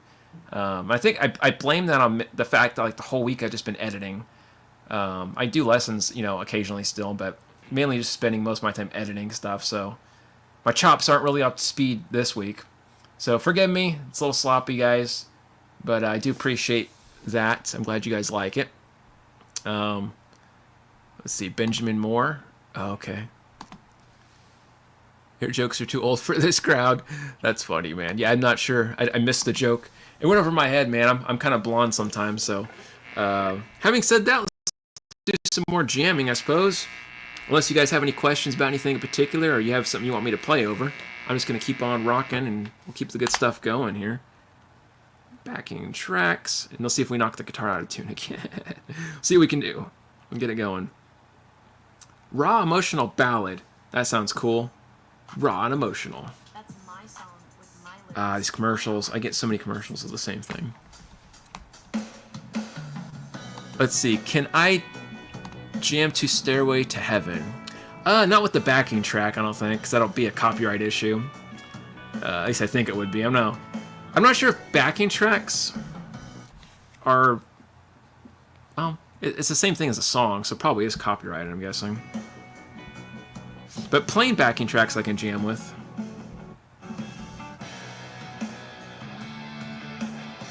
This sounds like... Dude, this sounds like Soothsayer. That's crazy. What in the world?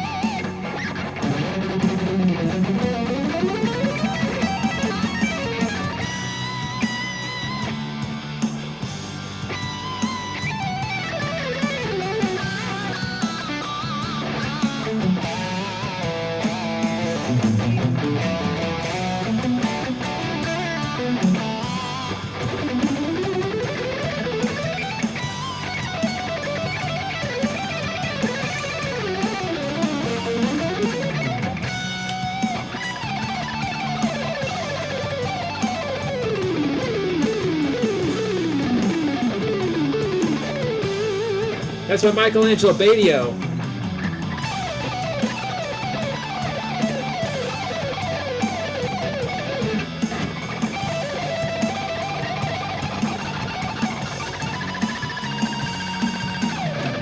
How's he do it? He always does that funny hand slap thing.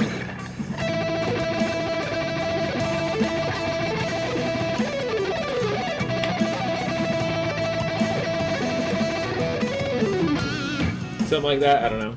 I think that's the Michelangelo Badio technique, right? Just slap the hands everywhere. Sorry, I wasn't trying to ignore you guys. I got kind of sidetracked in the music, y'all. Yeah, these backing tracks I'm getting from YouTube.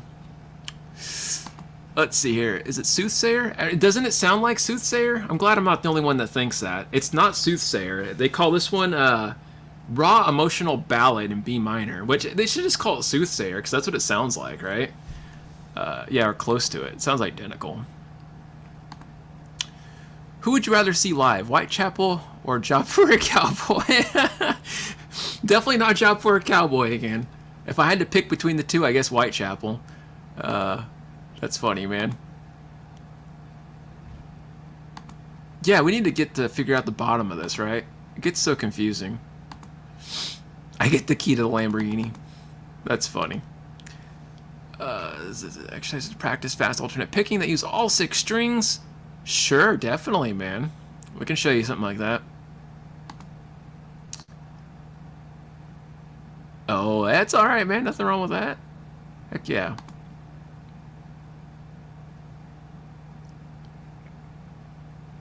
Yeah, you got a good point. You got a good point. Kind of like a cause and effect type thing. But having said that, there's some things that make no sense. Like, here's an example for you guys. I've seen people do the Hotel California solo, right? I've seen that video like 100 times on YouTube, no problem. I made a video of that like, I don't know, 5-6 years ago. I got copyright striked. What is that about? Like, it doesn't make any sense. Like, I don't understand the reasoning. I don't know if it's random. Like, it's a robot probably, right? Like an algorithm that picks up this stuff, but it doesn't make a lot of sense to me. I just don't get it. But yeah, exercises for all 6 strings. Okay, I need to do that anyway, because I'm not really playing that great right now. So let's do a little warm-up thing. Okay, hopefully you can kind of hear this. But yeah, so, basically... Oh, and by the way, here's another fun fact about YouTube before I get into this. Sometimes they give you like a copyright claim or strike later, like way delayed. Like I had a couple videos that I covered songs of and I had no issues, and then like 2 years later I got a copyright claim, and I was like, why did it take 2 years for that? Like what happened there? Like what is that about? It doesn't make any sense. You got a copyright on everything. Oh yeah, that sucks, dude. See, that's why I avoid doing that, because if you do any kind of copyright claim on anything, then you can't make any money. And if you do make money, it's very minimal. You're going to make pennies on whatever it is you're doing. Which is why I try not to get copyright striked anymore, or claimed either. But anyways, having said that, exercises, yeah, all 6 strings would be like doing just scale patterns, obviously. And it's going to sound a little sloppy on my part, so let's slow it down a bit, because I don't know if I'll play that well.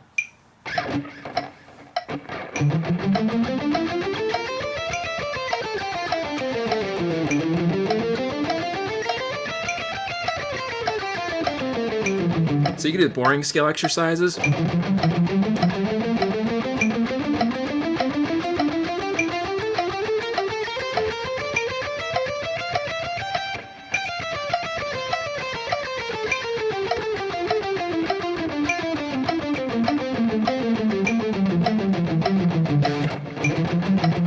Or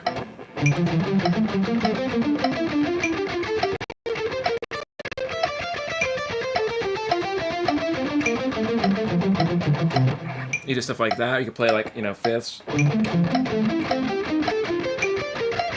kind of thing. You could do trying to think of other patterns you could do that are more fun. You could like 6-string arpeggios, and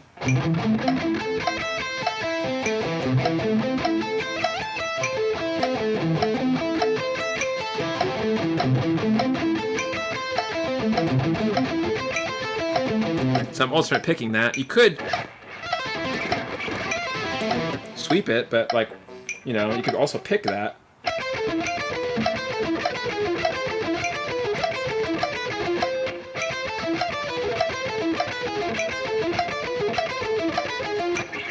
Or whatever. But anyways, let's see. Had happened when I used snippets of tunes and scooter videos. Oh yeah, isn't that annoying? When you play, do you use modes and such, or do you just play what sounds good? Good question. Yeah, I do play modes, but it depends on the backing track. Like, if I get a backing track that only has like 2 chords, I can usually get away with playing modes. If it's more intricate and they're using like 4 chords, it's set in a specific key. So I got to really be careful because, you know, you can't play a Dorian if a certain chord's off, right? Like if it goes to like a 1 minor to a 4 minor chord, but the 4, you know, is minor instead of a dominant 7, then I can't play Dorian. So little rules like that kind of screw up things. But yeah, I do think modally a lot.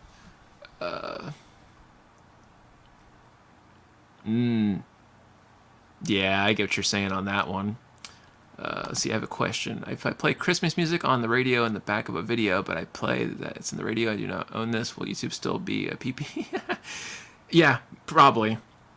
I mean, maybe not. You never know. You might get away with it. It's worth a try, but I don't know, man. Yeah, I don't know. It's going to be a trip for sure. Let's see, you'd rather see Whitechapel. Pliny's voice, or Phil's voice will rumble your whole body. That's funny, man. Yeah, I don't need that. I have enough of that. Oh, gosh, that's funny. Yeah, you know, I never was like a huge hardcore, like, I love metal music, but I was never like a super hardcore thrash metal guy. Or, you know, black metal, death metal. Never really got into all that stuff. But it is cool, and I respect the technique. It's a lot of technical stuff.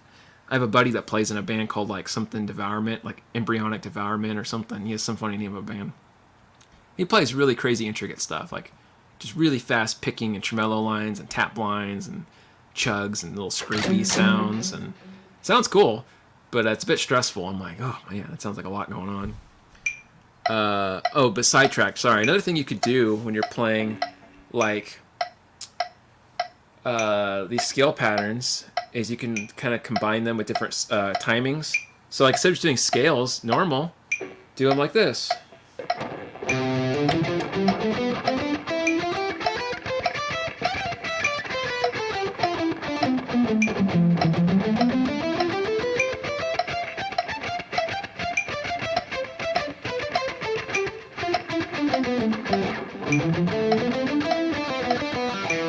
Or whatever, and you can just do like weird little timing exercises where you're kind of stuttering a bit. Just an idea. Speaking of Christmas songs, any easy songs I know? For Christmas? Not really. I used to teach Christmas songs back when I was working at the music store because I taught a lot of kids, right? So obviously Frosty the Snowman, Jingle Bell Rock, that kind of thing. I don't remember how to play a lot of those songs anymore. I haven't played them since last Christmas. I mean, what is that like?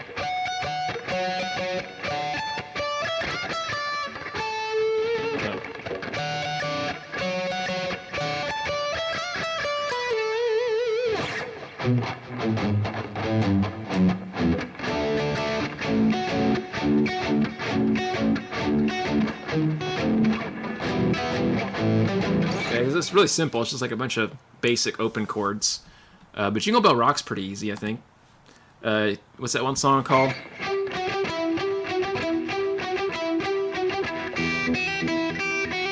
Alright, that one's pretty easy too. Oh, let's see here. Not on this channel. I have a vlog channel already. Got a copyright. Oh, yeah. They make it hard for people to do YouTube these days. It's really annoying, man. I only have 2 electrics and I have 2 acoustics I'm trying to sell. I have 2 Bromo acoustics I never use, but nobody wants to buy them. So I don't know. They just sit around and collect dust, and well, not really dust. They're in cases, but I have the Fesley one here, and then I have the AIO guitar, which I don't know if you guys saw earlier, but I could plug this one back in if you guys want to hear this one. Let me know. But yeah, it's pretty cool. Leave that there. Okay, let's see here. What are your favorite lead scales for 2 notes per string patterns? For 2 notes per string, pentatonic obviously is a great one. You can use pentatonic modes. So like, you know, if I'm doing pentatonics, like I could just switch one note out.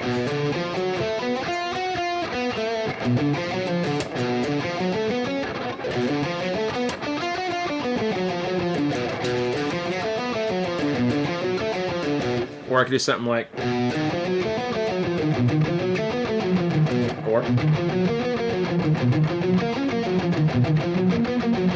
or I could do something like,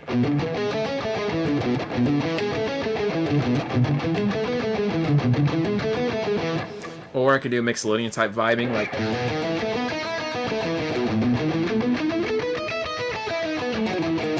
I could do something like that, 2 note per string pattern.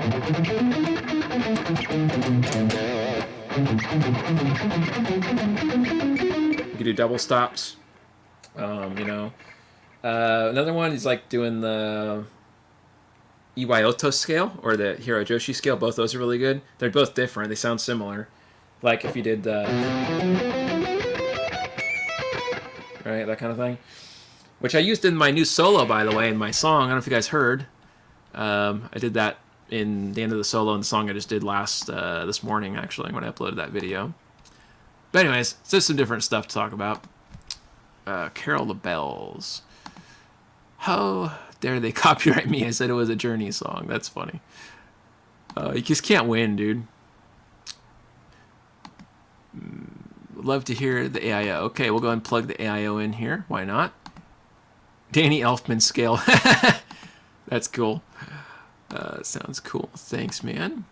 I happen to the guitar. That's the one the guy made for you. Oh, that one? That's over here in the corner. I have to get the knob cleaned up. It's like got a stupid issue where like if I turn it up, it goes zzz, and there's no sound at all, like no guitar sound at all whatsoever. But if I keep hitting it and spinning it around, sometimes it comes through, sometimes it doesn't. I'm not really into wiring or anything. I don't know what's going on. Jeff told me it's an easy fix, so I trust Jeff. Thanks, dude. Appreciate that. There you go. There's Jeff to the rescue right there. Can you play with just sliding from intervals? You mean like just on one string or any string?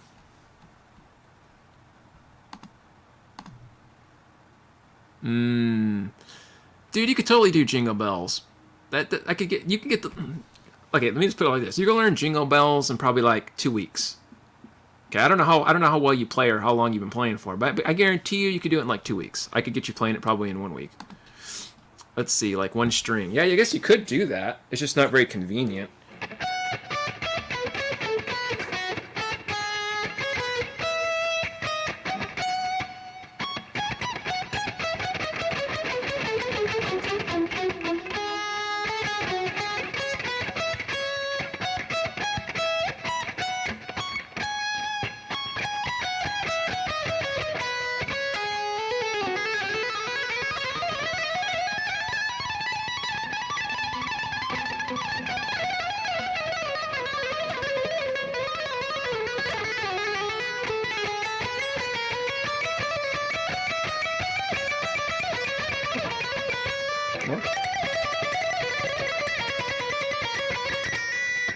Do something like that, I don't know. Make a video teaching Jingle Bells? I would if I want to get copyright claimed. Can't do that. Do you have perfect pitch? No, I don't think I have perfect pitch. I'm pretty good with my ears, but I'm definitely not, what's the word? Perfect in that sense. I definitely not. More fingers equal more gooder. Absolutely. You have trouble doing that.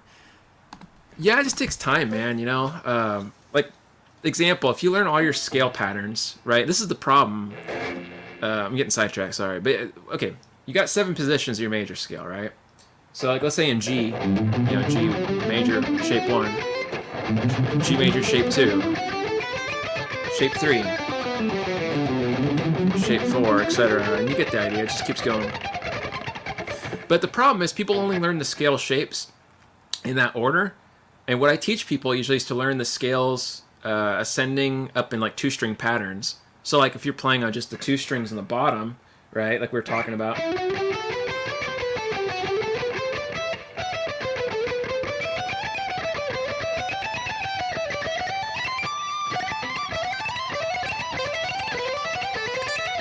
right, etc., etc. Then you just do the same thing on the next 2 string.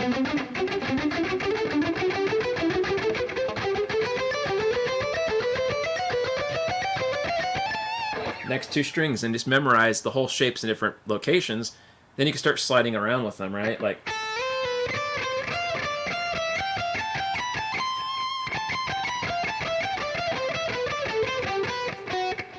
right, and just kind of moving around back and forth with that.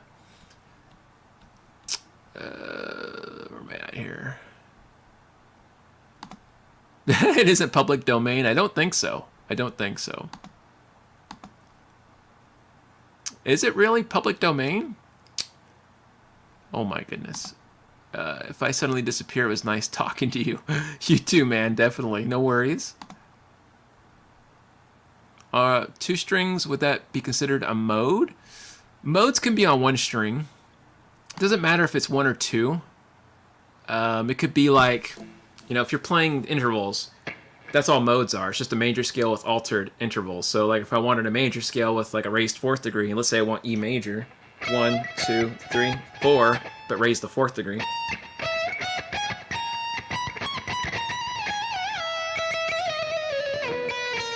Then you got yourself E Lydian, right? Because you know what the sharp 4 is. Right there. Or if you're playing like E Mixolydian, okay. You know, if you're doing some, it's not Mixolydian, sorry, I was thinking like Phrygian. But if you're doing some other voicings, you know where those intervals are at, right? And if you wanted to do that Mixolydian, you could.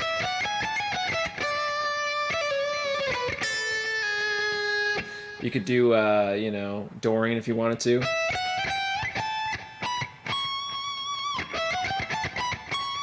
It just makes it easier to use different strings, though, because, you know, using 1 string is a little bit of work. Play the intro to Long Cool Woman. I don't know it, Alvin. I'm sorry to tell you. I don't know that one. How long did it take me to get fast? Oh my gosh, that's a tough question, man. I'm not too fast, but I'd say it probably took me. I've been playing 23 years, and I started getting fast maybe in my 2nd year of playing, or 3rd year. I wasn't very good at playing fast, but I could kind of get baby steps there. You know, I didn't have right instruction, is why. I started getting kind of okay sounding maybe in my 5th year of playing. But that's because, like, again, I wasn't doing the right exercises at the time. And then I found out what I should be doing, and then when I started doing the right thing, it started getting easier, and I sounded better. I still have bad habits, but you could learn to shred in a couple of years if you're consistent, I think. Do I know Crowley by Izzy Osbourne? yeah, that's a good song. I know how to play it. Can it also be flattened and still be a mode? Absolutely. Like Phrygian mode is a flat 2, right? So you think minor scale with a flat 2. Minor scale has flats anyway. Root 2nd, flat 3rd, 4th, 5th, flat 6, flat 7. So you can do all the intervals on 1 string because you have all the notes on 1 string, right? So all the notes are just intervals. Let's see here. Up the house, 12 Days of Christmas. Ah, good Christmas tunes. Ever used your pinky a lot? I see not a lot of players not using their pinkies. Yeah, pinky is cool. I can use it for long, stretchy things, like up here if I want to do like pentatonic.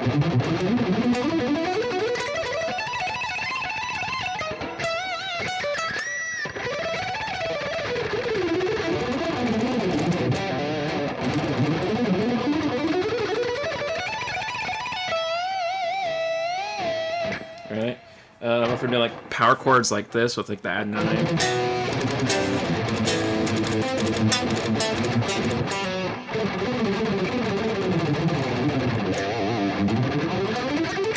Or I could do like the little,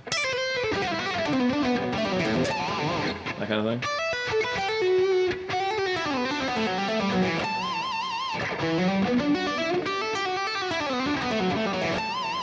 So yeah, I use the pinky in those situations for like big stretchy things.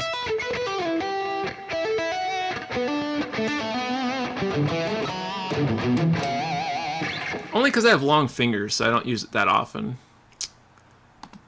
But let's see here. I love those songs. Heck yeah. That's funny, man. I'll have to check it out. I will check it out for sure. Yeah, YouTube is ridiculous about copyright strikes. I try to avoid anything for that reason, dude. I absolutely do. I wish I could sit here and play cover songs all day, but I can't, unfortunately. I have never played around with those. I have heard of them, though. I don't know much about them, but I'm sure it wouldn't hurt to have some finger exercises. But at the same time, guys like Tim Henson have no hand strength, from what I hear. Somebody I know shook hands with Tim Henson and said his hand felt like a paperweight. So, and, you know, he plays amazing. Well, thanks, dude. I appreciate it. I'm glad you think I'm a entertaining guy. Oh, I see. I see. Yeah, I get you, dude. I have that problem too with my attention span. I get all over the place. It could be a little bit of a mess. But yeah, having said that, let's do some jamming real quick. Do a little more jamming. I could sit here and just yap at you guys, but that might not be as entertaining for you. So let's go ahead and do some jamming.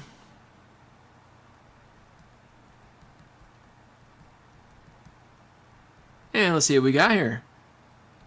Let's see here. You just found me and seems very cool. Thanks, dude. Appreciate that.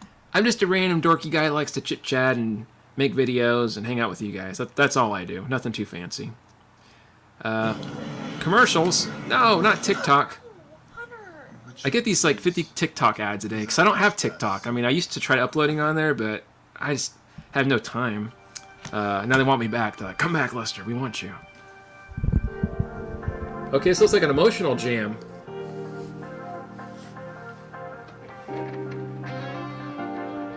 Turn my volume up a bit more.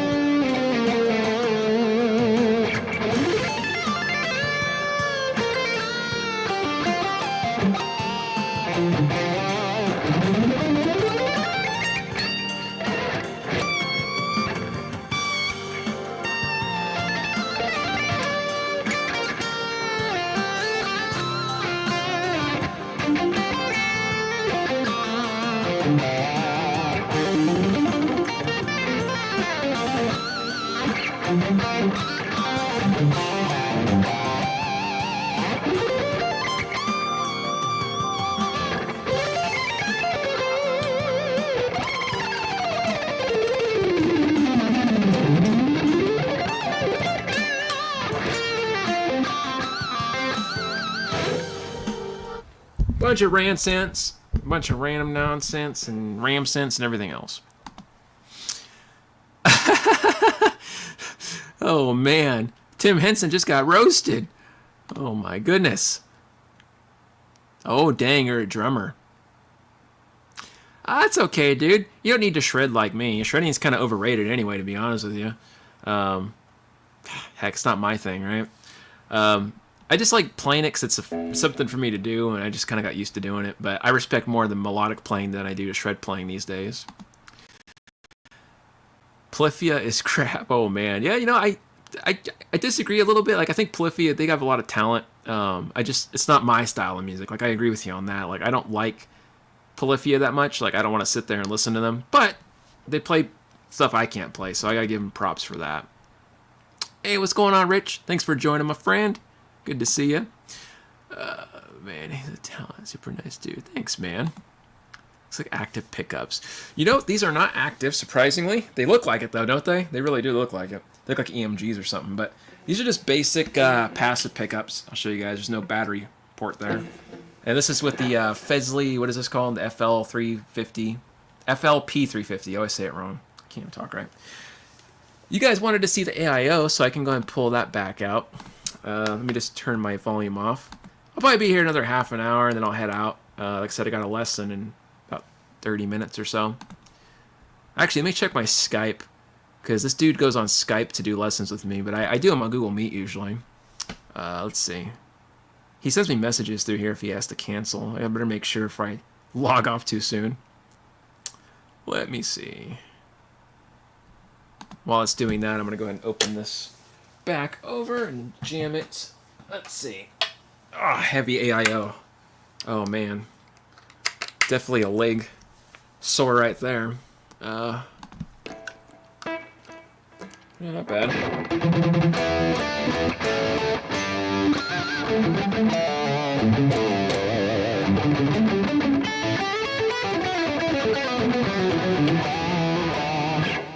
Yeah, it works. A lot of noise on this thing. Okay, let me see my Skype here. Any messages I'm missing? Well, that's weird. Where am I? Oh, it's glitching out on me. Ah, it's okay. I'll fix it later. Okay, let's see here. Yeah, it looks pretty decent. See, it looks like R.L. Burnside's guitar. I don't know who R.L. Burnside is, but that is a heck of a name. Guitar playing is a man sport. Heck yeah. I suppose so. I've met some ladies that play pretty good, though. And they actually can play better than me.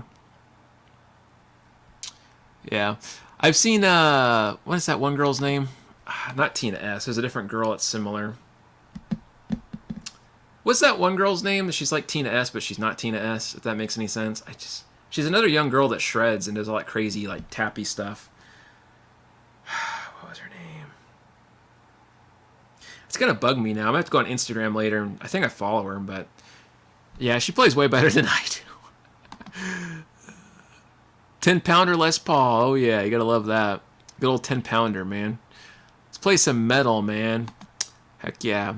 Some metal. Now, what kind of metal do you mean, though? That's the question. Do you mean like old metal? Do you mean like new metal sound? Like thrash? Like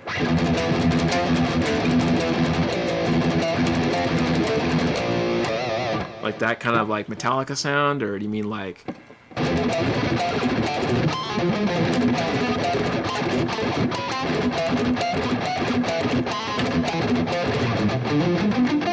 that kind of thing? I don't know. Old school blues. I love blues, man. I really do. Let's see. Yeah, that's a good one too. I'm glad you mentioned that one. She's pretty good. I'm very good. Well, thanks, dude. Appreciate that. I'm pretty sloppy right now. I haven't done my warm-ups or anything in like weeks. I've been so busy with editing, but I sure appreciate it. Ah, yeah, Priest Maiden sound.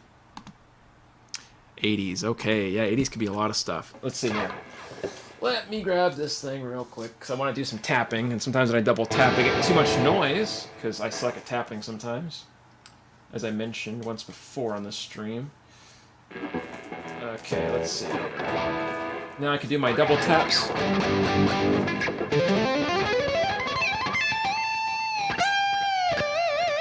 Okay, let's go ahead and do some metal 80s jamming then. Somebody wants to hear some 80s style rock and roll. So we'll get that going. 80s metal backing track. Let's see what we got here, guys. Oh, yeah, my wife's going crazy for it. Christmas, it's going so fast, man. It really is coming so fast. Any riffage. Okay, you got it. Riffage, there's all kinds of riffs you can do from that period of time.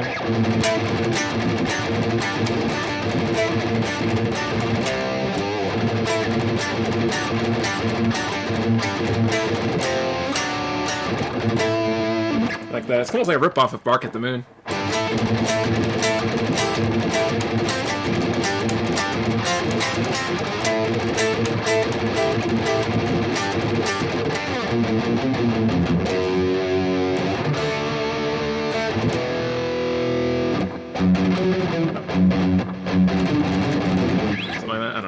Anyway, let's do some shred.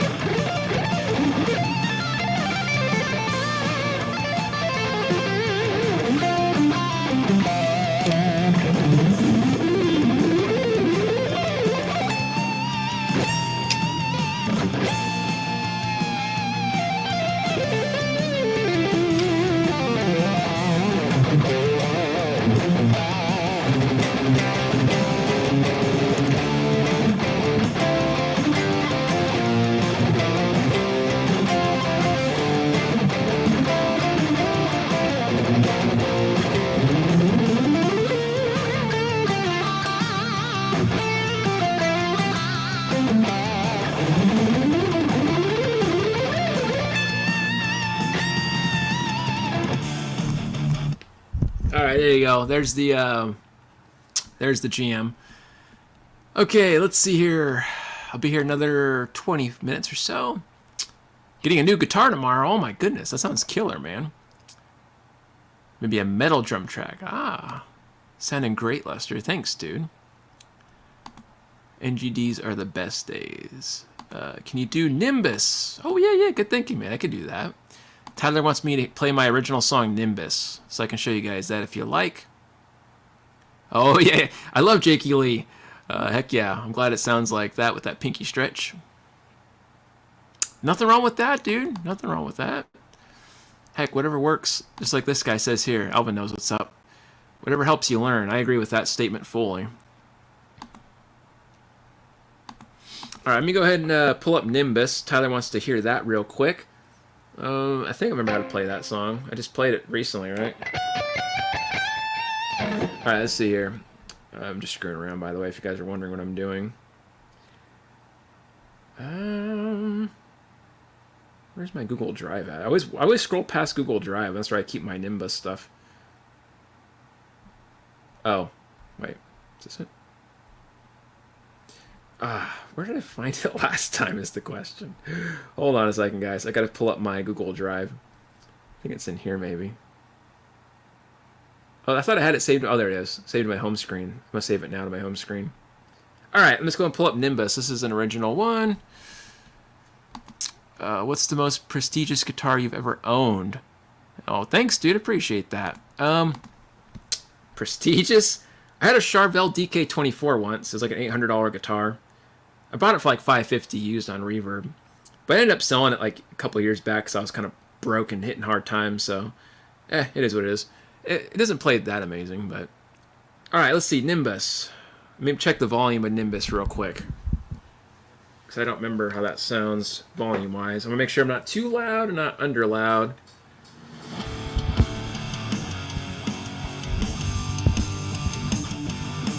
Okay, let's see. Alright. I guess it's kind of loud enough.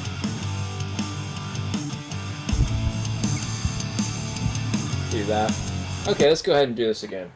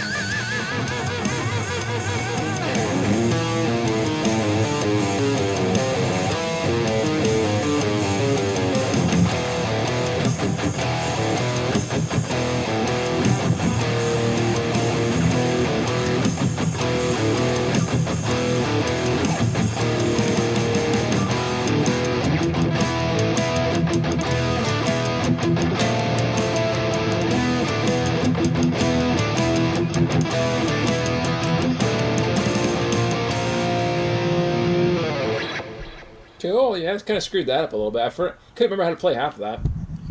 If I don't play stuff enough, I always forget what the hell I'm doing. But anyways, let's see here. Where am I at here? Sorry, guys, I'm not ignoring the chat. How am I on selective picking? Not very good, dude. Not very good. I need to get another lesson on that one from you. It's a little hard. I'm not gonna lie. It's a little hard. Can't watch the laser, so gonna bounce early. No worries, dude. Thanks for coming by. Hope you have a good one, my friend. Thanks, man. One of the best songs ever. Tyler's too nice to me, man. He's too cool of a kid. Or not kid, teen. You're a teen. Oh, you love tapped harmonics? Yeah, me too, man. Me too. Yeah, you put a little delay and reverb in there. Oh, it's funny, man. Want to stop cringing. That's funny, dude. Yeah, I never use a lot of effects. I'm not really big on effects that much. Like, I like effects, but I'm not that big on them. I think it's easy to get kind of sloppy when I use too many effects, so I try to keep it as low as I can. Do you have a structured practice routine? Usually I do. But in the last 2 weeks, I haven't really been able to do it. I've been so busy teaching lessons online and then doing video editing, I've had like no time for myself to practice, which sucks. Normally I run through like a whole... Well, I have 3 ways I do this. I have a practice routine I set myself, or I'll mess with Frank Gamble's Chop Builder. I like to do that once a week, all the way through, like the whole hour, just straight through the whole thing. Or I do Frank Gamble's Chop Builder and Rock Discipline, like separate days, like once a week for each one. Or I have my own practice routine, but like I said, I haven't been able to really sit down and practice. So my technique and my playing is just sloppy. It feels like crap. Yeah, I need to sit down with a metronome and really hash it out because it doesn't sound good to me. Let's see here. Can you do some max backing track jams? I would do some more max backing track jams, but I got to head out in like 13 minutes, unfortunately. I have this dude in China I got to teach, and it's like going to be noon his time, and that's when we're doing our lesson. 8 o'clock my time, noon his time. So, yeah, I'll have to take off about 15 minutes or so from now, or 12 minutes, whatever it is. 12 minutes from now. But anyways, having said that, yeah, I usually do practice with a routine, but I've been a little out of it. So forgive me, guys. Forgive the sloppy playing. Last week was a lot better. Last live stream I played a little bit better. It was a little cleaner, a little bit tighter, better feeling. This week, I don't know. It doesn't sound so good, but we all have to have days like that, I guess, right? But anyways, having said that, make sure to check out the pedal video if you guys didn't check that out already. I'm going to go ahead and just kind of recap some stuff we haven't recapped in a while. So keep your eyes peeled. I have a new video coming out on these Lacato pedals. Should be interesting to see what they sound like. We have the B breaker. I don't know what that is. Blues breaker, balls breaker. I don't know. And then the R comp. And again, guys, keep your eyes peeled this next week because I'm going to announce the Lacato contest for real this time. We got it going on. Me and Lacato are teaming up to give you guys a Tank G multi-effect processing unit. Not mine. You get a brand new one. Or you can get one of these pedals. So there's going to be 3 winners in total. And it's going to be a simple jam track you'll play over and all that other good stuff. I'll give you guys the details next week. And for those of you that are beginners watching this, I don't know how many beginners watch my channel, but there's a Fesley guitar course coming out. It's free on their website and on my channel here. It's going to be a little while, maybe another week or 2, because I have a lot of editing to revise. I've been spending every day just editing, getting on the phone, emails with Fesley, revising videos, and it's a mess. But sooner it's over, the better. I got kind of a headache from it. Anyways, I've been so busy I just neglected shaving my face, man. But anyways, let's see here. Govan never practiced the metronome. Yeah, I've heard in his book, what is it called? Creative Methods #1, he mentions the metronome and how he used to use it a long time ago, but he doesn't use it anymore. So he did use less metronomes before, he just doesn't use them anymore. What do you charge for one-on-one coaching? Yeah, so I don't have contracts or anything. Like, if you want to do lessons with me, I charge $35 for an hour, and then there's no tax or anything, obviously. I'm not a business corporation like that, so it's just $35 even. Pay for the one lesson. You're not obligated to pay for the month in advance, but if you want to pay for a month, I give people a discount. You only got to pay $100 for 4 lessons, so that way you can skip out on whatever that is. Let's see, 35 is what, 70, 140, you're saving $40. So if you pay for the full month, you get $40 off. If you want to do half an hour lessons, I only charge 25 for those. So 35 for a full hour, 25 for half an hour. But anyways, hopefully that kind of helps, man. I don't know if that's what you wanted to hear or not.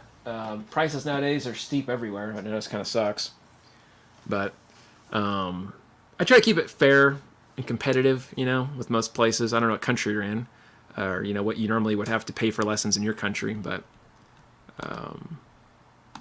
yeah. Anyways, having said that, though, I'm probably gonna head out here another 5 minutes or so. I gotta do that lesson, like I said. But yeah, keep your eyes peeled for new content on the way. I've been so busy with everything. I apologize, not uploading enough stuff in time like I like to. It's just been a bit of a mess for me, and little borderline stressful because I have contracts to kind of meet for the Fesley thing. So they're giving me till like November, what is it, like 12th or something. So it's coming up pretty quick. I gotta get those videos done. But having said that, once everything's done with Fesley and the Locato contest is going, I'll have more content up on the channel afterwards. It's just this next couple weeks are gonna be a little, like maybe one video a week I'll be doing. Try to do 2 videos, but yeah, right now it's just gonna be about 1 video. And when the lessons do drop from Fesley, by the way, it's gonna be all 10 at once. So be prepared. I'm gonna drop a whole playlist. It's gonna be like all 10 videos at once. That's gonna be a little crazy. I don't know, man. It's a mess. I kind of sometimes wonder, why did I agree to do this? But it helps people out, so it's worth it, I guess. It's just a lot of time, but trying to find a space for my water is the hardest part right now.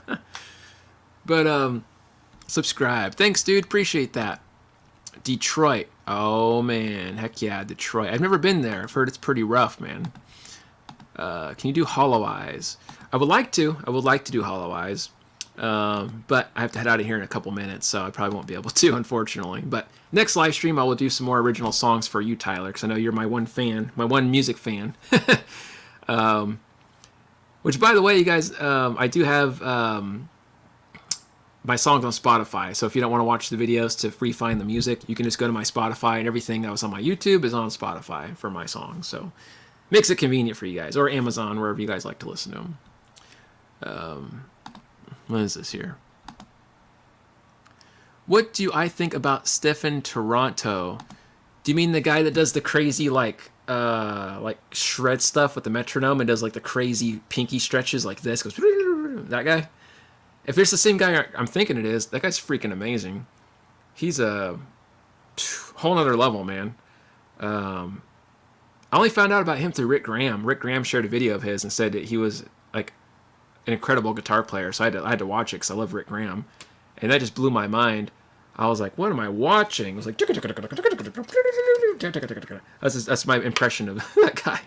It was just insane. It's like technical video game music. Great player.